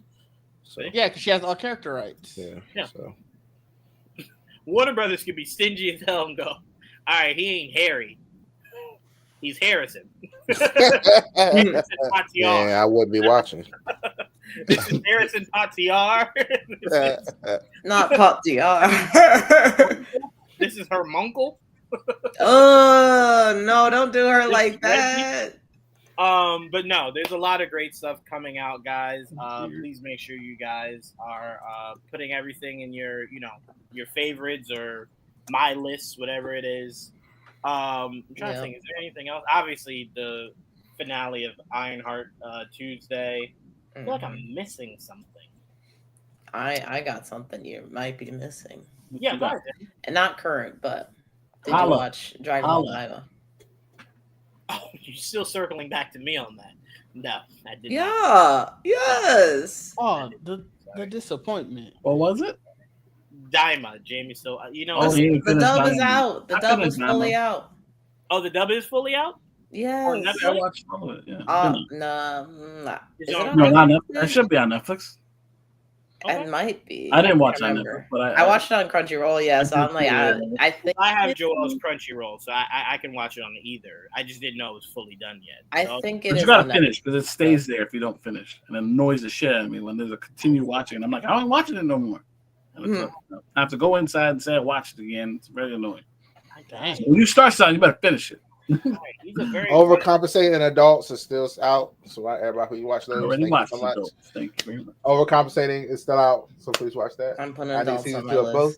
Please. Yeah, put adults on your list, but not overcompensating. I won't let Trayvon have both. So he watches the show he agreed to watch. So I can't have my gay shit, but you can have all the strict shit. Hope adults get 15 seasons. Get it, soak it all up in that. That's all you get, buddy. Sorry. You refuse to do our deal. I'm not watching no damn animated stupid ass show. I'm not doing it. Well, then tell you what. That's it. Tell you what. You know what your show will be? Just compensating. That's what that shit will be. Won't be over. Doesn't matter. I'm used to my shit get canceled anyway. So you happy? Happy? I hope you glad. I'll sleep soundly. All right. I bet you will. Big Mouth had full seasons. All right. I'll sleep Damn. As that Big sound? Mouth had 8 seasons. Stupid ass show. Good show. It's created by the guy that did your adults. How about that? So, yeah. How about that? Is it? Yeah. Watch your mouth. Exactly. It's still stupid. Great show. I like live action. I want a fucking cartoon. Anyway, animation is very much a vibe. I remember that, Trayvon. By the way, we do love Trayvon. Do make sure you guys go see Compensating or Overcompensated or whatever. It's Crash Bandicoot, whatever it's called. Watch that, but definitely watch Crash it. Great show. Bandicoot. Speaking of Crash Bandicoot, Jawan, I gotta send you this reel from the that's what I thought you was talking about. Oh, they said Peanuts to an Elephant sound like Crash Bandicoot music, and they had it. They had it to the music, and I almost died. Oh no! I can't be doing Wayne like that, bro. That's crazy. Is anybody watching Love Island? No. What's that? No. Luckily, I do reality not have TV. Reality TV, right? I know. Yeah. They're all straight, right? I've been left out. Yes. So no. Well, I mean, they're all in straight couples. Yes. Yeah. But Trayvon, you know that could sometimes be an act, so you There's can gotta be. There's no game. I mean, there's definitely the girl was talking about like she got with 2 girls or whatever a while back. No, all that's this not other- gay. but like, Lesbian. recognize that. Yeah, No. oh, Just well, GGGG over here. yeah, it has to be BB, not GG. I forgot. My Not bad, even my BB. bad. I forgot He don't the play rules. BB. He plays only G. Yeah, for a split second, Jamie thought she had an all straight cast. My apologies. Yeah, you only it's- offended Trayvon. I'm now way more interested to see Love Island. I appreciate it. This season is cool, and Meg Thee Stallion comes through. So Oh, you know he's not now watching. you Now. Definitely watching this shit. Jamie, you making it worse. just one Jamie. episode. Just one episode. You tripled down on it, Jamie. Just Oh one no! episode. I forgot. I'm telling y'all, I'm forgetting everything. I'm forgetting the I'm rules. gonna just tell you this right now. If you don't hear from Trayvon for a couple days, it's because he's letting that. I heat haven't seen simmer that down. episode yet, so don't put that on me. Don't put that on me. I haven't seen it yet. If anything, Jamie, at least now I'm interested. I might go check it out now. Yeah, I mean, I She's I wearing did her it. hot I girl will- I'm gonna swim. lie to I you. did see the I clip because I did- saw that she had the men's Yeah. working. Did Like that. Joelle? I did see the clip of her promoting it, and that was Yeah. enough to get me to go. It's now my favorites on Netflix. Have fun watching it. Have fun Yeah. watching the men's working. It's I there.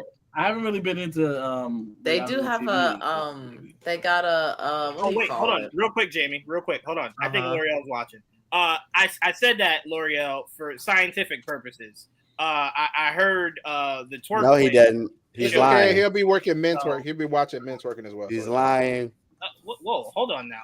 Hold on. No, The, I'd the much men are also rather- know. the men are twerking. No. Yeah. I'd much They got rather I forget what they called it. for you to be putting that narrative out there. Basically, they got like a bondage party where everybody's dressed up in like leather and stuff, and they tie people up to like X's and like they just be Oh, they making getting out and kinky. stuff. They were getting a little. It got crazy. It got not like You know what? R-rated, but it was. You It know was what, great. Jamie? You being the youngest here, we're putting parental guides on your Netflix. No, Yeah. Well, now, why is that? Listen, I don't even know if you're over 21. We're putting parental guides on. I am. Absolutely not, Unfortunately, I am. Unfortunately, Ouch. We're putting. I look, feel we're putting like parental it's guides because on I Jamie. turned 21 during the pandemic, so there's just like a whole gap of my 20s that's just like I was inside, and like that's not right. That's not right. Yeah, hit I'm the sorry about streets. that, Jamie. But we are putting parental guides But on. now it's like I feel too old to do it. I'm like, that's a 20-year-old thing. That ain't. I don't No, know. it ain't. All right, we're getting Out off here. there. Jamie, do you and Didge got something coming up you guys would like to promote? We got to get Trayvon off air. It's getting around Did you that go first? I ain't even saying that. It's thing. getting late. It's getting horny. Just- It's getting crazy. Oh, Just goodness. check me out at DidgeD. You know my Twitch is Blame going. for everything. Check out my YouTube. It's also at DidgeD, and check me out on Geek Set Podcast. Yeah, Absolutely. yeah. Make sure you guys check out Didge and the Geek Set. And Trayvon, I heard your little split comment. It's not you. It's not me blaming you for everything. I think Jamie 100% gets you going. But once you get going, I have to try my best to bring you back. I have to try my best. You turn into prime 6 a.m. AJ. That's what you turn into. Oh, Yeah, what you be at 6 a.m.? You guys not see AJ on Twitter? 6 No, a.m. actually, that not in a long time. Not in a long time, but I do remember seeing those tweets. I be assuming if those tweets be from late at night, they be from 6 a.m. Oh. 6 a.m. Didge. I woke up. Didge. I had to comment. I had to say, AJ, it's 6. Did you even brush your teeth before you started going crazy this morning, bro?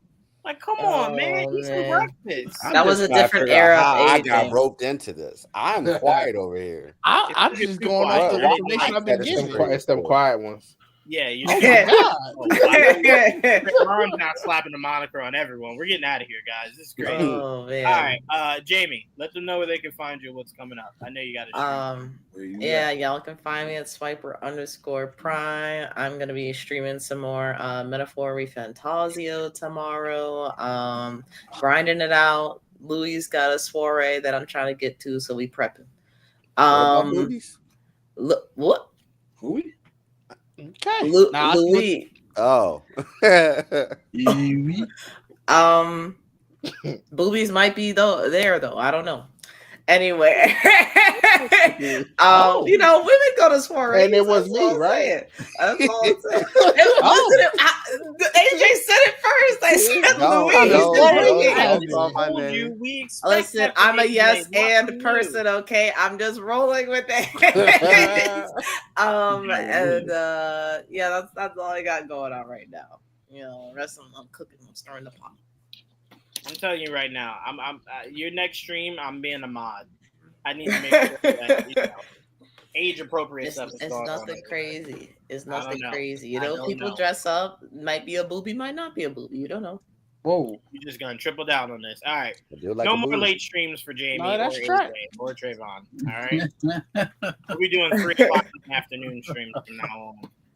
We appreciate you guys' endless support. We had a bunch of people watching us tonight.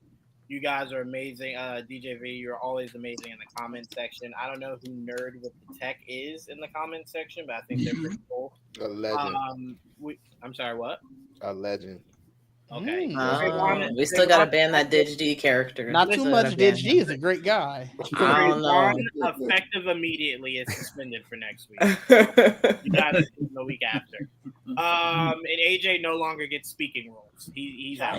No dang. All right, no more. This is my last stream, guys. Yep, it is what it is. You said you just pretty face AJ. That will be true. Or what Come back. I don't know what Trayvon's saying, but it's time to go. We appreciate you guys. Thank you so much to Jamie, Didge, and AJ for joining. I want a hamburger. I understand that. From where? Not Taco Bell. No, I don't like Taco Bell. Taco Bell hamburger. Hamburger. I like. I know, right? Exactly. A nice.